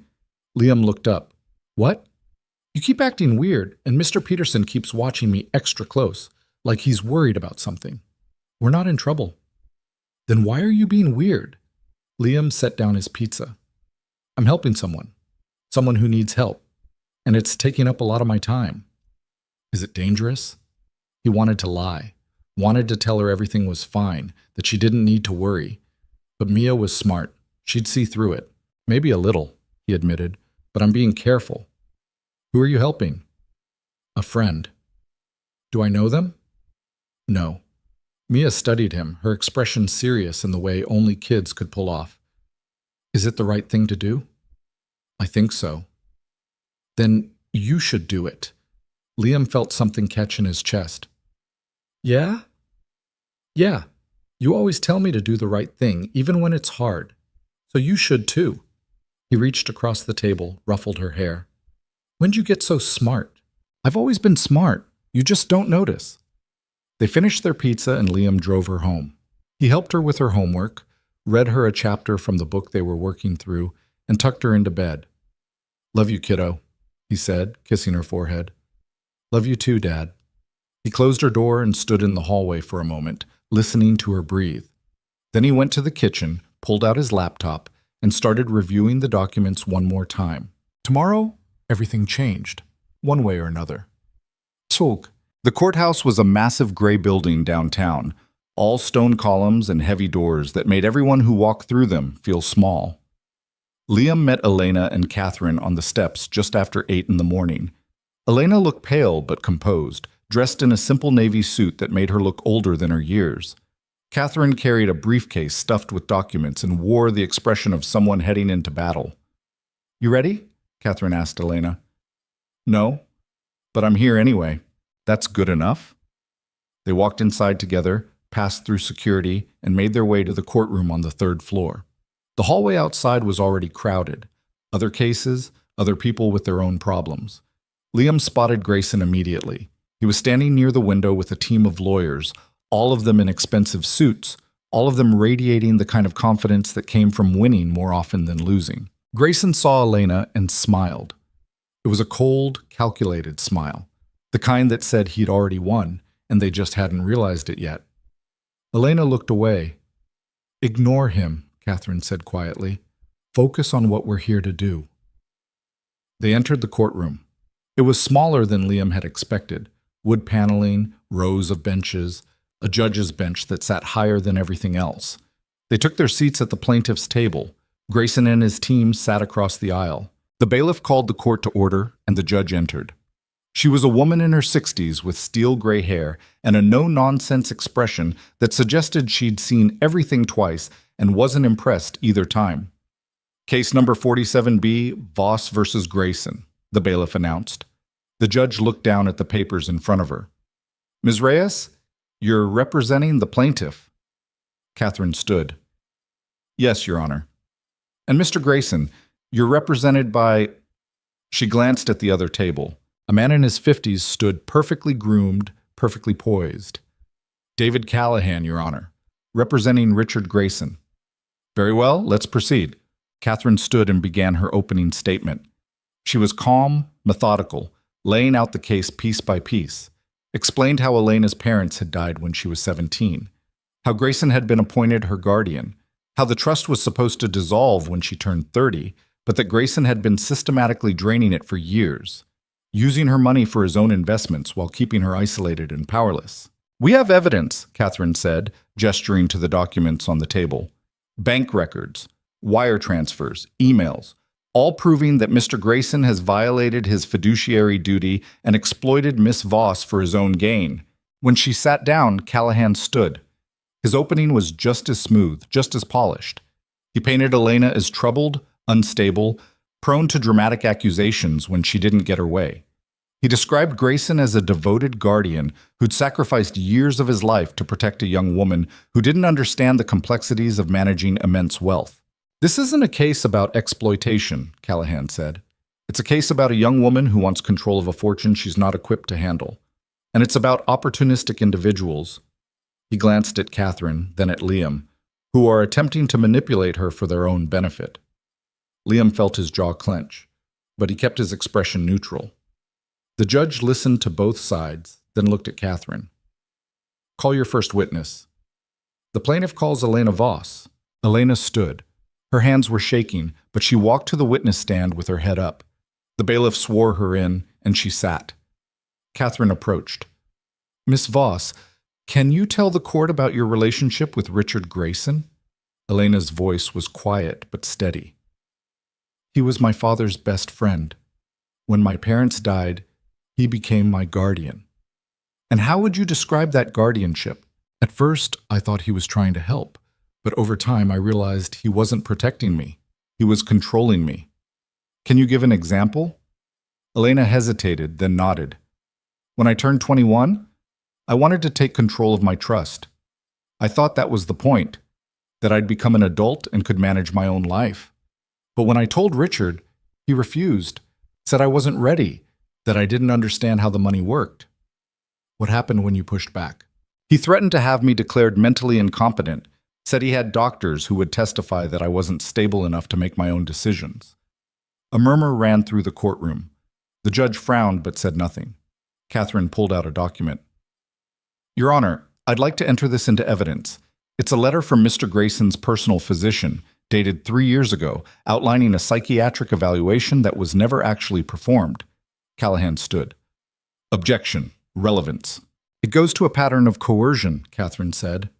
"I'll allow it," the judge said. Catherine handed the letter to the bailiff, who passed it to the judge. Then she turned back to Elena. "Miss Voss, do you have any control over your own finances?" "No, Richard controls everything. I have a credit card with a monthly limit, but every purchase gets reviewed. Every expense gets questioned." "Do you have access to the full records of your trust?" "No. He says it's too complicated for me to understand." "And yet, you're the sole beneficiary of that trust." "Yes." Catherine walked back to the table, picked up another set of documents. "Your Honor, these are bank statements from the Voss Trust. They show regular transfers into accounts held by shell companies controlled by Mr. Grayson. Over the past 8 years, more than $200 million has been moved out of Miss Voss's trust and into these accounts." The courtroom went silent. Callahan was on his feet immediately. "Your Honor, those transactions are part of legitimate investment strategies designed to protect and grow the trust's assets." "Then Mr. Grayson should be able to explain them," Catherine said calmly. "In detail." The judge looked at Callahan. "Does your client intend to testify?" "He does, Your Honor." "Then we'll hear from him. But first I want to review these documents." She gestured to the bailiff. "We'll take a 15-minute recess." The gavel came down, and everyone stood as the judge left. Elena stepped down from the witness stand, her face flushed. Liam met her at the gate. "You did great," he said. "I feel like I'm going to throw up." "That's normal." Catherine joined them. "She's taking this seriously. That's good. But Callahan's going to come at you hard when court resumes. He'll try to make you look unreliable, emotional. You need to stay calm." "I don't know if I can." "You can. You've already done the hard part." Catherine put a hand on Elena's shoulder. "Just tell the truth. That's all we need." They walked out into the hallway. Grayson was there, surrounded by his lawyers, talking in low voices. He looked up as they passed, and his eyes locked on Elena. He didn't say anything, didn't have to. The look was enough. Liam stepped between them, blocking Grayson's view. "Keep walking," he said to Elena. She did. When they were far enough away, Elena stopped, leaned against the wall. "He's going to win, isn't he?" "No." "You don't know that." "Neither do you." She looked at him, and for a moment the fear in her eyes was overwhelming. What if I can't do this? Then we do it together. That's not how this works. Maybe not, but it's how we're doing it. Elena closed her eyes, took a deep breath. When she opened them again, she looked steadier. Okay, together. The bailiff called them back in. They returned to their seats, and the judge re-entered. Ms. Reyes, you may continue, the judge said. Catherine stood. The plaintiff calls Richard Grayson. Grayson rose smoothly, walked to the witness stand like he owned it. He was sworn in, sat down, and folded his hands in his lap. Calm, controlled, confident. Catherine approached. Mr. Grayson, how long have you been Miss Voss's guardian? Nearly 15 years. And in that time, how much money has been transferred out of her trust into accounts you control? I don't control those accounts. I manage them on her behalf. That's not what I asked. Grayson's smile didn't waver. Approximately $230 million. A ripple went through the courtroom. And what was that money used for? Investments, real estate, venture capital, diversifying the portfolio to ensure long-term growth. Did Miss Voss approve these investments? She didn't need to. As her guardian, I have the legal authority to make financial decisions on her behalf. Even if those decisions benefit you personally? Callahan stood. Objection. Leading. Sustained. Catherine didn't miss a beat. Mr. Grayson, do you personally benefit from any of the investments made with Miss Voss's money? I receive a management fee, as outlined in the trust documents. Beyond that, no. Is that fee disclosed to Miss Voss? It's in the paperwork. Paperwork she's never been allowed to see. Objection, Callahan said. Argumentative. The judge looked at Catherine. Move on, counselor. Catherine pulled out another document. This is an email from you to your accountant, dated 18 months ago. In it, you discuss moving funds from the Voss Trust into a development project in which you hold a 30% stake. Would you like to explain that? Grayson's expression didn't change. That project was a sound investment. It's generated significant returns. Returns that went back into the trust? Some of them. And the rest? Were reinvested. Into projects you control. Into projects that benefit the trust. Catherine stepped closer. Mr. Grayson, have you ever prevented Miss Voss from accessing her own money? I've guided her spending to ensure she doesn't make reckless decisions. Have you ever threatened to have her committed to a psychiatric facility? Grayson's smile faltered, just for a second. No. Your Honor, I'd like to enter into evidence a recorded phone call between Mr. Grayson and Dr. Arnold Sims, a psychiatrist in his employ. In this call, Mr. Grayson discusses the possibility of having Miss Voss evaluated and committed if she continued to cause problems. Callahan shot to his feet. Objection! That recording was obtained illegally. It was obtained by Miss Voss from her own phone records, Catherine said smoothly. She has every right to record conversations involving her own care. The judge considered. I'll allow it. Play the recording. The courtroom fell silent as the audio played. Grayson's voice, calm and clinical, discussing Elena like she was a problem to be managed. Dr. Sims agreeing, suggesting facilities, outlining procedures. When it ended, the silence was deafening. The judge looked at Grayson. Do you have anything to say? Grayson's composure had cracked, just slightly, but enough. That conversation was taken out of context. I was exploring options to help Elena, not to punish her. By threatening to institutionalize her? By ensuring she received the care she needed. Did she need that care, Mr. Grayson? Or did you just need her to stop asking questions? Callahan stood again. Your Honor, this is harassment. This is cross-examination, Catherine said. And I'm not finished. The judge waved Callahan down. Continue. Catherine looked at Grayson, and her voice was cold. You've controlled every aspect of Miss Voss's life for 15 years. Her money, her decisions, her freedom. And when she tried to take it back, you threatened to lock her away. Is that protecting her, Mr. Grayson? Or is that protecting yourself? Grayson's jaw tightened. I've done nothing wrong. Then prove it. Show this court the full financial records of the trust. Every transaction, every investment, every dollar. Those records are confidential. They're her money. She has a right to see them. Grayson looked at his lawyer. Callahan stood. Your Honor, we'd like to request a recess to review. Denied, the judge said. Mr. Grayson, answer the question. Grayson stared at Catherine, then at Elena. The confidence was gone now, replaced by something harder, something colder. I've dedicated my life to protecting that girl, he said, his voice low and dangerous. And this is how she repays me, with lies and accusations. Mr. Grayson, she's ungrateful, unstable, and she's being manipulated by people who want her money. The judge's expression hardened.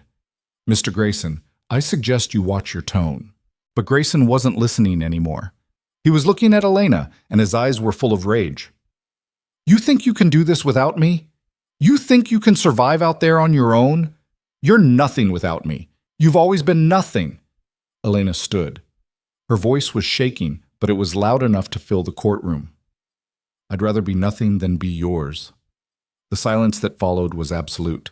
The judge slammed her gavel. We'll reconvene tomorrow morning at 9. Mr. Grayson, you're dismissed from the stand. And I strongly suggest you compose yourself before you return to my courtroom. Grayson stood, straightened his tie, and walked out without another word. The courtroom erupted into whispers. Catherine turned to Elena, who was still standing, her hands gripping the table. That, Catherine said quietly, was the beginning of the end for him. Elena looked at Liam. Her eyes were bright with tears, but she was smiling. We did it, she whispered. Not yet, Liam said, but we're close. And for the first time in a long time, he believed it. That night, Liam couldn't sleep. He lay in bed staring at the ceiling, replaying the day in his head. Grayson's face when the recording played. The way his voice had turned venomous when he'd finally lost control. The look in Elena's eyes when she'd stood up and told him she'd rather be nothing than be his. It had felt like a victory. But Liam had been around long enough to know that wounded animals were the most dangerous kind. His phone buzzed on the nightstand. A text from Catherine. We need to talk. Tomorrow morning. 7. Liam texted back. I'll be there. He got up, checked on Mia, still asleep, one arm flung over her pillow, then went to the kitchen and made coffee he didn't want. The apartment was quiet except for the hum of the refrigerator and the occasional car passing outside. He sat at the table, hands wrapped around the mug, and tried to imagine what tomorrow would bring. The judge had been tough, but fair. She'd listened to the evidence seen through Grayson's act and called him out when he'd crossed the line. That was good. But Callahan was smart. He'd come back tomorrow with a new strategy, a new angle. Men like Grayson didn't go down easy. Liam's phone buzzed again. This time it was Elena. Can't sleep either? He typed back, Nope, thank you for today. You're the one who stood up to him, because you were there. Liam stared at the screen, unsure how to respond. Finally, he typed, Get some rest. Big day tomorrow. You too. He set the phone down and finished his coffee in silence. Yike. Catherine's office was already lit when Liam arrived the next morning. She was at her desk, surrounded by papers, a half-empty cup of coffee at her elbow. She looked up when he walked in. Couldn't sleep either? She asked. Not really. Good. Means you're taking this seriously. She gestured to the chair across from her. Sit. Liam sat. Catherine leaned back, rubbed her eyes. We hurt him yesterday. Badly. But he's not done yet. I know. Callahan's going to come out swinging. He'll try to discredit Elena, make her look unstable, manipulated, incapable of making rational decisions. And he'll try to paint you as some opportunist who's using her for her money. Let him try. I'm serious, Liam. They're going to dig into your life, your finances, your past, anything they can use to make you look like the bad guy. There's not much to find. There doesn't need to be much. Just enough to plant doubt. Catherine pulled out a file, slid it across the desk. This is what they're going to use. Liam opened it. Inside were copies of his bank statements, credit card bills, employment records. Nothing scandalous, but enough to paint a picture of someone struggling to get by. They'll say you're broke, Catherine continued, that you saw Elena as a way out, that you manipulated her into trusting you so you could get a piece of her fortune. Liam set the file down. That's not true. I know, but the truth doesn't always matter in court. What matters is what the judge believes. She paused. So we need to get ahead of it. We need to show the judge who you really are before Callahan has a chance to twist it. How? You testify. Liam blinked. What? I'm putting you on the stand. You tell the judge exactly how you met Elena, what you saw that night at the restaurant, why you decided to help. No scripts, no rehearsed answers, just the truth. Catherine, I'm not good at this kind of thing. You don't need to be good at it. You just need to be honest. She leaned forward. Liam, the judge needs to see that this isn't about money. It's about doing the right thing, and you're the only one who can show her that. Liam thought about it. About standing in front of a courtroom full of strangers and laying out his life for them to judge. About Grayson's lawyers tearing into him, trying to make him look like a fool or a con artist or worse. But then he thought about Elena. About the way she'd looked at him that first night in the restaurant. About the way she'd trusted him when she had no reason to. All right, he said. I'll do it. Catherine nodded. Good. We go in at 9. Be ready. Nuts. The courtroom was packed when they arrived. Word had gotten out. Social media, news outlets, people who smelled scandal and wanted a front row seat. Liam spotted reporters in the back, notebooks out, cameras ready. Grayson was already at his table, flanked by Callahan and 2 other lawyers. He looked calm, composed, like yesterday's outburst had never happened. Elena sat beside Catherine, her hands folded in her lap. She glanced at Liam as he sat down, gave him a small, nervous smile. You okay? He mouthed. She nodded, but her hands were shaking. The judge entered, and everyone rose. She took her seat, glanced around the room, and settled her gaze on Catherine. Ms. Reyes, do you have additional witnesses? Yes, Your Honor. The plaintiff calls Liam Carter. Liam stood, his heart pounding. He walked to the witness stand, raised his hand, and swore to tell the truth. Then he sat. Catherine approached. Mr. Carter, how do you know Elena Voss? I met her about a month ago at a restaurant. Can you describe that meeting? Liam glanced at Elena, then back at Catherine. I was waiting for a table. She came in, looking like she'd had a rough day. There weren't any tables available, so I gave her mine. Why? Because she needed it more than I did. Did you know who she was? No, not until later. When did you find out? A few days after. She called me, asked for help. What kind of help? She said she was trapped, that someone was controlling her life and she didn't know how to get out. Catherine pulled out a photo, handed it to Liam. Is this the man she was referring to? Liam looked at the picture. It was Grayson. Yeah, that's him. Did you witness any interaction between Mr. Grayson and Miss Voss? Yeah, he showed up at the restaurant that night, told her she didn't have a choice, that she belonged to him. A murmur ran through the courtroom. Callahan stood. Objection, hearsay. It's not hearsay, Catherine said. Mr. Carter is testifying to what he personally witnessed. Overruled, the judge said. Continue. Catherine turned back to Liam. What did you do when Mr. Grayson said that? I stood up. Told him she wasn't going anywhere. Why? Because no one else was doing it. Did Mr. Grayson threaten you? Liam hesitated. Yeah, he said he could ruin me. My job, my home, my daughter. And you still helped Miss Voss anyway? Yeah. Why? Liam looked at Elena. She was watching him, her eyes bright. Because it was the right thing to do. Catherine stepped back. No further questions. Callahan rose immediately, smoothing his tie as he approached. He had the look of a predator, circling wounded prey.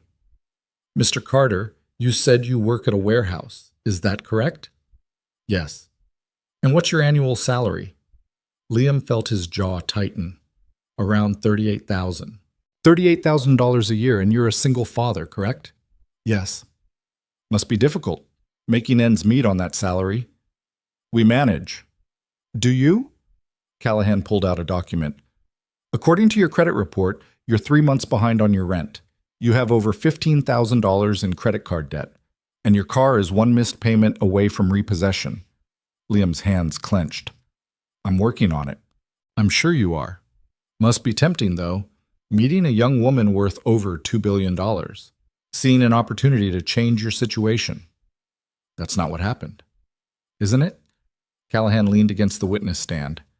You gave her a table. You played the hero, and then conveniently she started trusting you, confiding in you, asking you for help. She needed help. Or you convinced her she did. Objection, Catherine said, rising. Counsel is testifying. Sustained, Mr. Callahan, ask questions. Callahan smiled thinly. Mr. Carter, how much is Miss Voss paying you for your assistance? Nothing. Nothing. You expect this court to believe you've spent weeks helping a billionaire heiress out of the goodness of your heart? Yeah, I do. Come now, Mr. Carter. Surely there's been some discussion of compensation. A finder's fee, perhaps? A percentage of the trust once she gains control?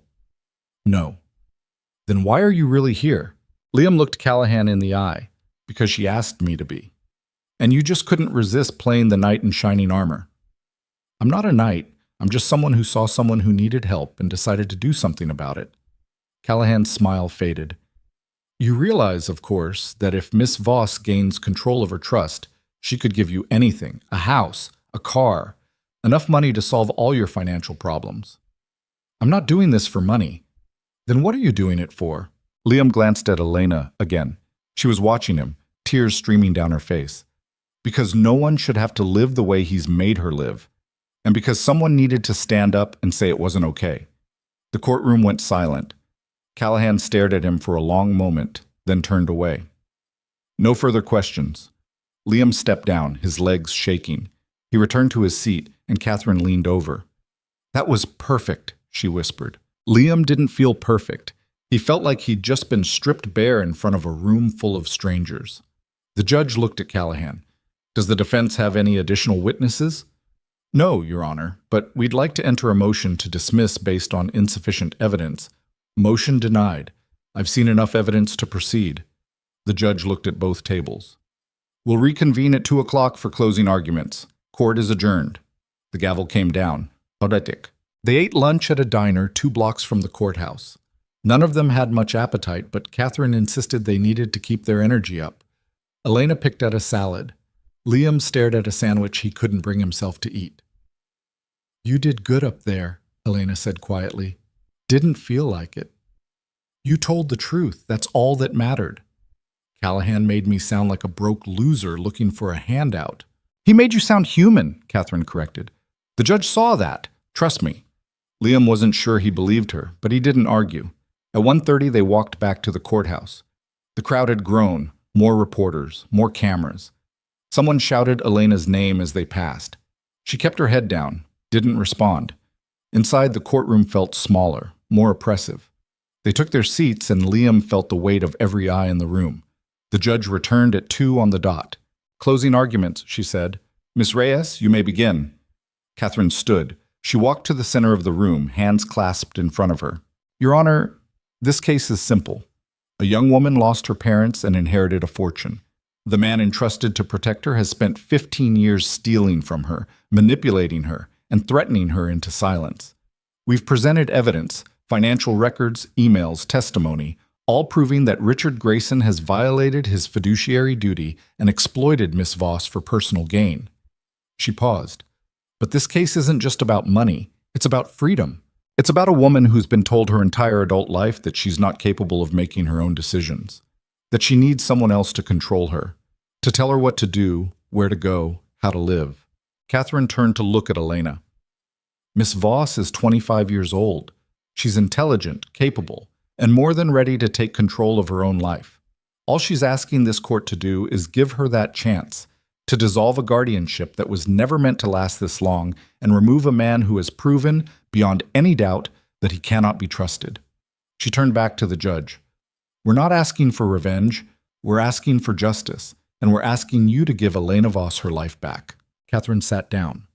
Callahan stood. He buttoned his jacket, walked to the center of the room, and began. Your Honor, my client has dedicated 15 years of his life to protecting Elena Voss. He stepped in when she was a grieving teenager with no one else to turn to. He managed her fortune, ensured she was cared for, and prepared her for the responsibilities that come with that kind of wealth. He paused. Has he made decisions she disagreed with? Yes, but that's the nature of guardianship. It's not about making the ward happy. It's about making the decisions that are in their best interest. Callahan gestured to the documents on the table. The financial transactions Ms. Reyes has presented are not evidence of theft. They're evidence of sound financial management. Mr. Grayson diversified the trust portfolio, invested in opportunities that have generated significant returns, and ensured that Miss Voss's fortune continues to grow. That's not exploitation, that's stewardship. He turned to look at Elena. Miss Voss is young. She's been sheltered, and she's been influenced by individuals who do not have her best interests at heart. He glanced at Liam. This court should not dissolve a guardianship based on the emotional testimony of a woman who is clearly not prepared to manage a fortune of this magnitude. Doing so would be a disservice to her and to the legacy her parents left behind. Callahan returned to his seat. The judge looked at both tables. I'll take this under advisement. We'll reconvene tomorrow at 10 for my ruling. The gavel came down. Bam! That night felt like the longest of Liam's life. He went home, picked up Mia, tried to act normal. They ate dinner. He helped her with homework. She asked if he was okay, and he lied and said yes. When she was asleep, he sat on the couch and stared at his phone. Elena had texted him twice, but he hadn't responded. He didn't know what to say. Finally, around midnight, he typed, "How are you holding up?" Her response came immediately, barely. "You? Same. Do you think we'll win?" Liam stared at the question. He wanted to say yes. Wanted to tell her it was going to be okay, that the judge would see the truth and rule in their favor. But he couldn't lie to her. "I don't know," he typed. "But we gave it everything we had. That has to count for something, right?" "Yeah, it does." A pause. Then, "Whatever happens tomorrow, thank you. For all of it. Don't thank me yet. I mean it, Liam. You changed my life." He didn't know how to respond to that, so he didn't. He just sat there, staring at the screen, until exhaustion finally pulled him under. The courtroom was silent when the judge entered at 10 the next morning. Everyone rose, then sat. The judge looked at her notes, then at the room. "I've reviewed all the evidence presented in this case," she began, "and I've given considerable thought to the arguments made by both sides." Liam's heart was pounding so hard he could hear it in his ears. Guardianship is a serious responsibility.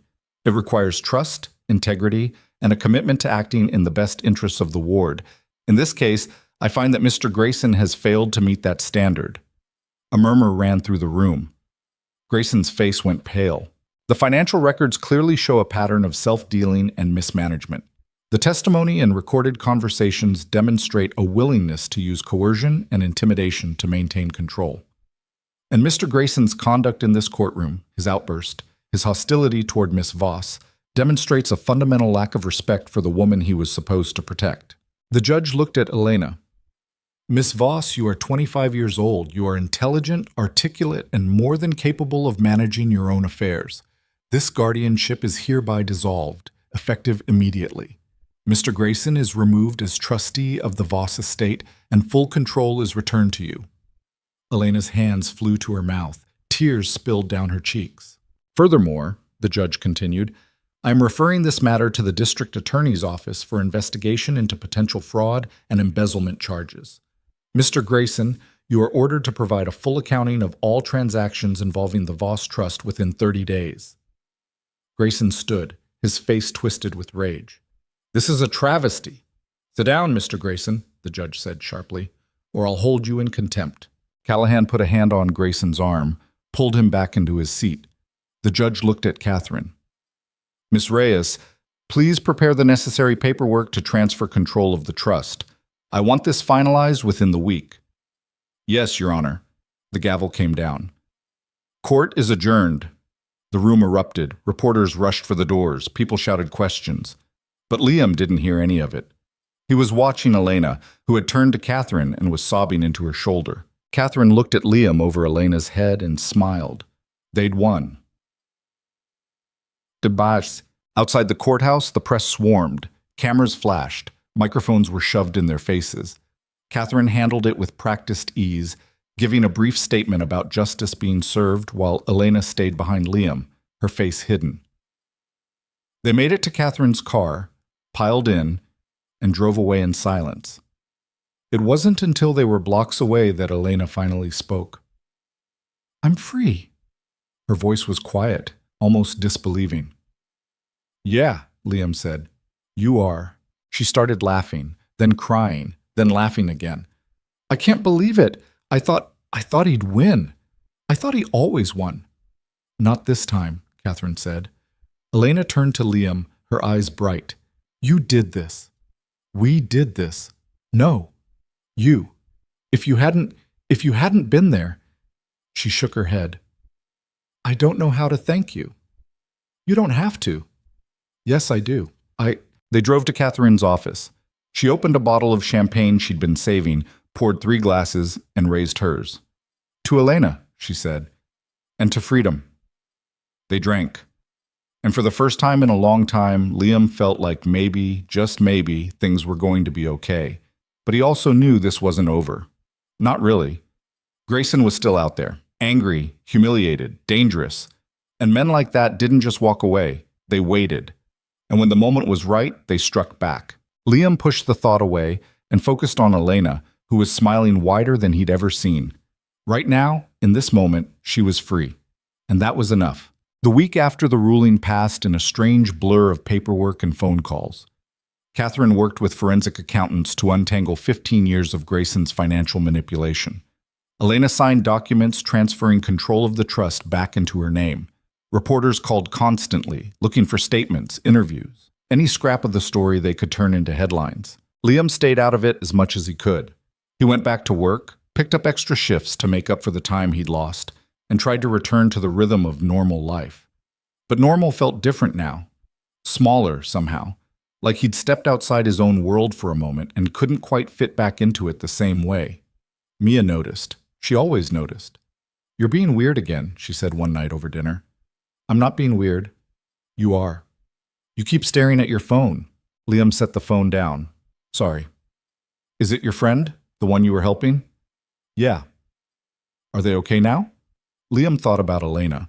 About the texts she'd been sending, updates on the trust, questions about legal terms, small things that didn't really need asking but felt like excuses to stay in touch. Yeah, I think so. Then why are you still worried? He looked at his daughter, at her serious 7-year-old face, and wondered when she'd gotten so perceptive. I guess I'm just making sure. Making sure of what? That things actually work out the way they're supposed to.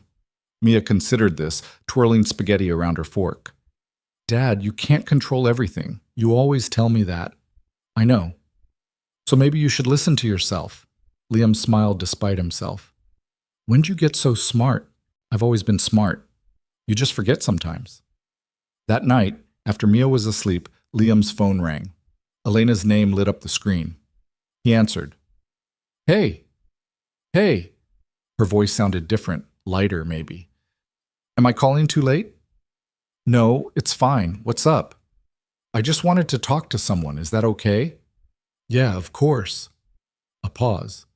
Then, I signed the final paperwork today. The trust is officially mine. All of it. That's great. It is. It's just weird. I spent so long thinking about what it would feel like to be free.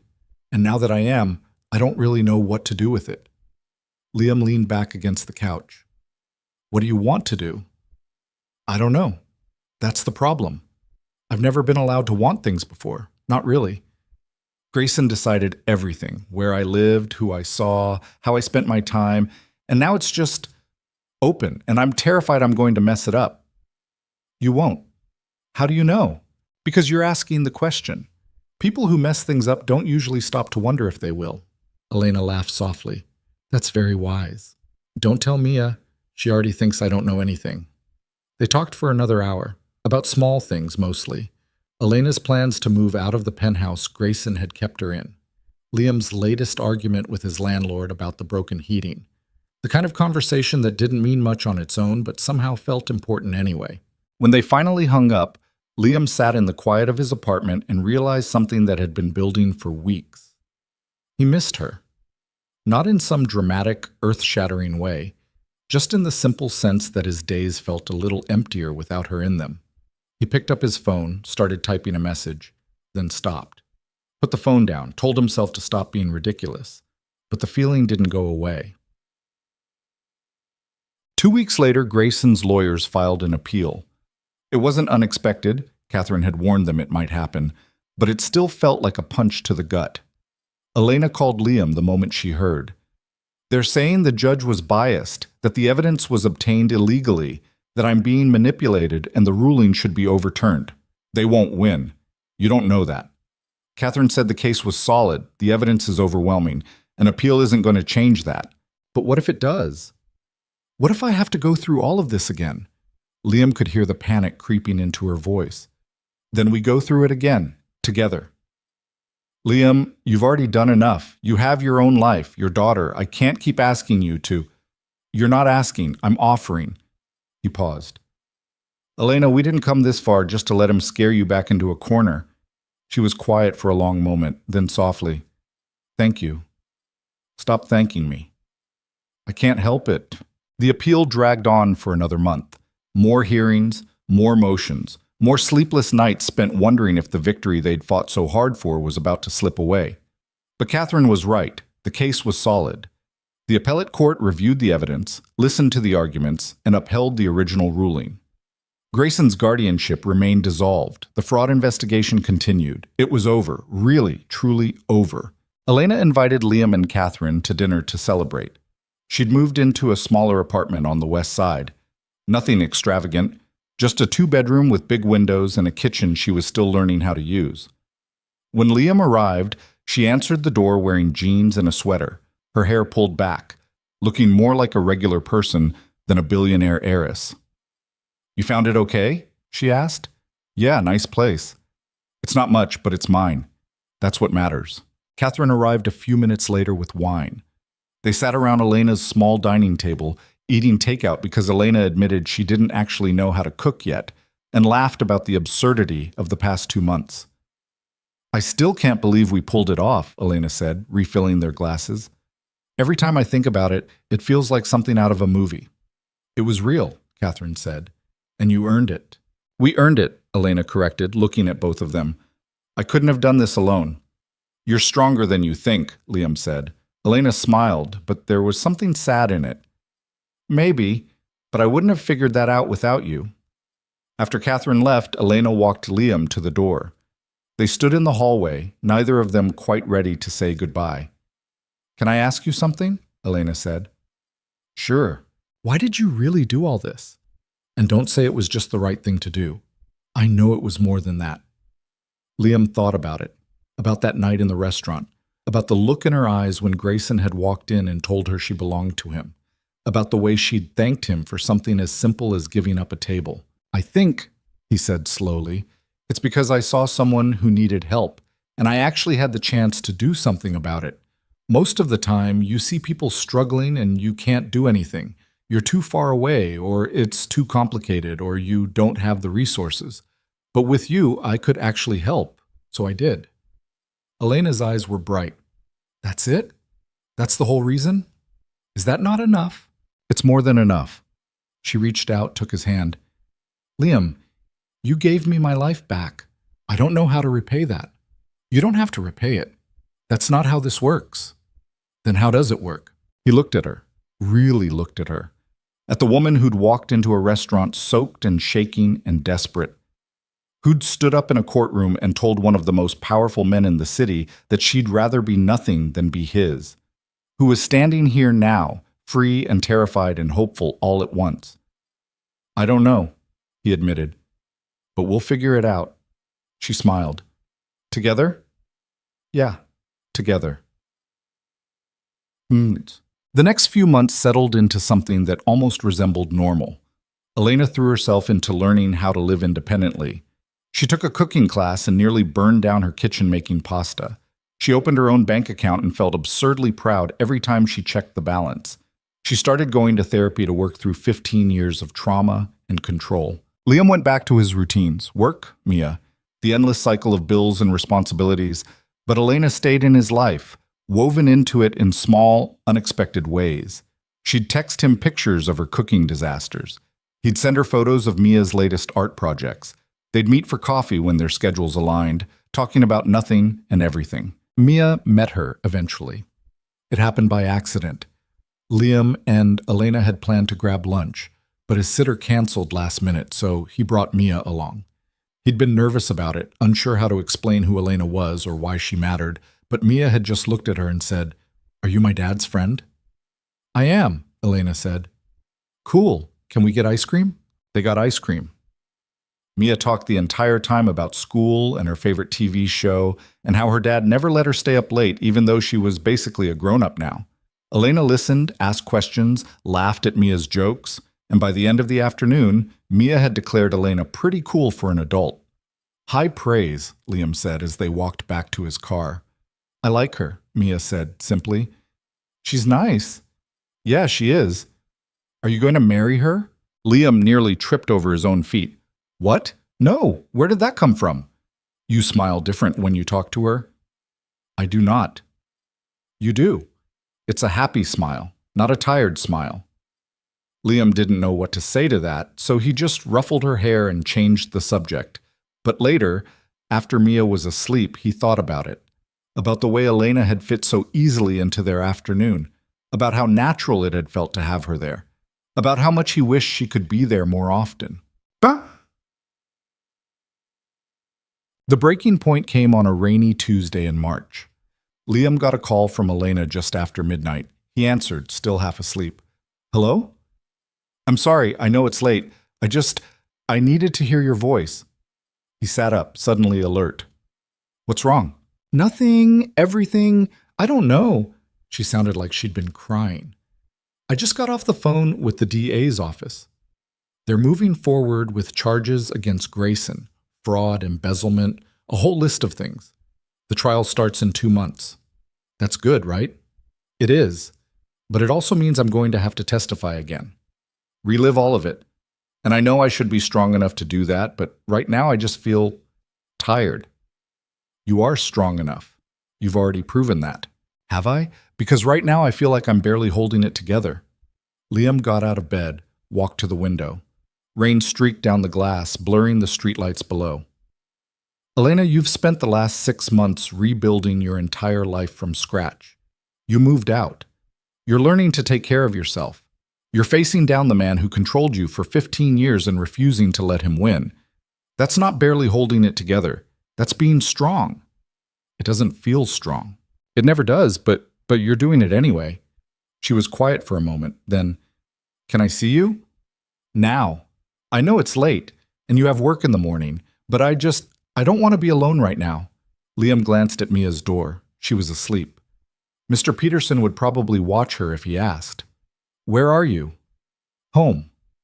I'll be there in 20 minutes. He threw on clothes, knocked quietly on Mr. Peterson's door, explained the situation. The older man just waved him off and told him to take his time. Liam drove through the empty streets, rain pounding against the windshield, and tried not to think too hard about what he was doing. When he got to Elena's apartment, she answered the door in sweatpants and an oversized hoodie, her eyes red from crying. Hi, she said. Hi. She stepped aside and he came in. They sat on the couch, not quite touching, and for a while neither of them said anything. I'm sorry for calling, Elena said finally. I just didn't know who else. Don't apologize. I feel like I'm always leaning on you. So lean, that's what I'm here for. She looked at him, and something in her expression shifted. Why are you here, Liam? Really? Because you asked me to be. That's not what I mean. Why do you keep showing up for me? You've already done more than anyone could ever ask. You don't owe me anything, so why? Liam took a breath. He could feel the truth sitting there, waiting to be spoken. And for once, he didn't push it down. Because somewhere along the way, you stopped being just someone I was helping. You became someone I care about, someone who matters to me. Elena's breath caught. Liam, I'm not saying this because I expect anything from you. I just think you should know. She stared at him, tears streaming down her face. Then, without warning, she closed the distance between them and kissed him. It wasn't dramatic, wasn't some big romantic moment. It was just real, messy and desperate, and full of all the things neither of them had been able to say. When they finally pulled apart, Elena was crying harder, but she was smiling too. I care about you too, she whispered. I have for a long time. I just didn't know if you... I do. She laughed, wiping her eyes. This is insane. Yeah. You're a warehouse worker with a 7-year-old daughter and a mountain of debt. I'm a billionaire with more trauma than I know what to do with. We don't make any sense. Probably not. So what do we do? Liam smiled. We figure it out together. The next few months weren't easy. Grayson's trial dominated the news. Elena testified, reliving every terrible moment of the past 15 years in front of cameras and reporters and a courtroom full of strangers. Liam sat in the gallery every day, and when it got too hard, she'd look at him and find the strength to keep going. The jury deliberated for 3 days. When they came back, the verdict was unanimous. Guilty on all counts. Grayson was sentenced to 15 years in prison and ordered to pay full restitution to the trust. Elena didn't celebrate. She just cried. Not tears of joy or relief, but tears of exhaustion, of finally being able to let go of something she'd carried for too long. Liam drove her home that night. They sat in his car outside her building, neither of them quite ready to move. "It's really over," Elena said. "Yeah, it is. I don't know what to do now. You live your life, however you want to live it." She turned to look at him. "And what about you? What do you want?" "Honestly, I want to keep doing what we've been doing, figuring things out, being in your life. If you'll let me." Elena smiled. "I think I can manage that." They moved slowly after that. There was no rush, no pressure. Elena met Mia officially, and they bonded over bad movies and ice cream. Liam introduced Elena to Mr. Peterson, who gave his approval with a gruff nod and a comment about how it was about time Liam found someone decent. Elena used part of her fortune to start a foundation helping people trapped in abusive guardianships. She hired Angela Moretti to run it. She bought a modest house with a yard big enough for Mia to play in and insisted Liam and Mia come over whenever they wanted. Liam kept working at the warehouse. Not because he had to. Elena had offered more than once to help financially, but because it was his job, his routine, his life. And he wasn't ready to give that up just because things had changed. One evening, nearly a year after that first night in the restaurant, Liam and Elena sat on her back porch watching Mia chase fireflies in the yard. "Can I tell you something?" Elena said. "Always. I used to think freedom meant having control, being able to make my own choices without anyone telling me what to do, and that's part of it. But I think I was wrong about the rest." "Yeah?" "Yeah, I think freedom is also about having people in your life who care about you without trying to own you. People who show up because they want to, not because they have to." She looked at him. "You gave me that, not just by helping me fight Grayson, but by being here, by choosing to stay, even when it didn't make sense." Liam took her hand. "You gave me something too." "What?" "A reason to believe that doing the right thing actually matters. That one small choice can change everything." He paused. "I gave you a table. You gave me a purpose. I think we're even." Elena laughed, leaning her head against his shoulder. "I think we're more than even." They sat there as the sun set, watching Mia run and laugh and be everything a kid should be. And Liam thought about how strange life was, how a rainy night and a random act of kindness had led him here, to this porch, to this woman, to a future he'd never imagined but couldn't imagine living without. "Hey," Elena said quietly. "Yeah?" "Thank you for everything." He smiled. "You're welcome, but you have to stop thanking me eventually." "Never." And somehow that felt exactly right.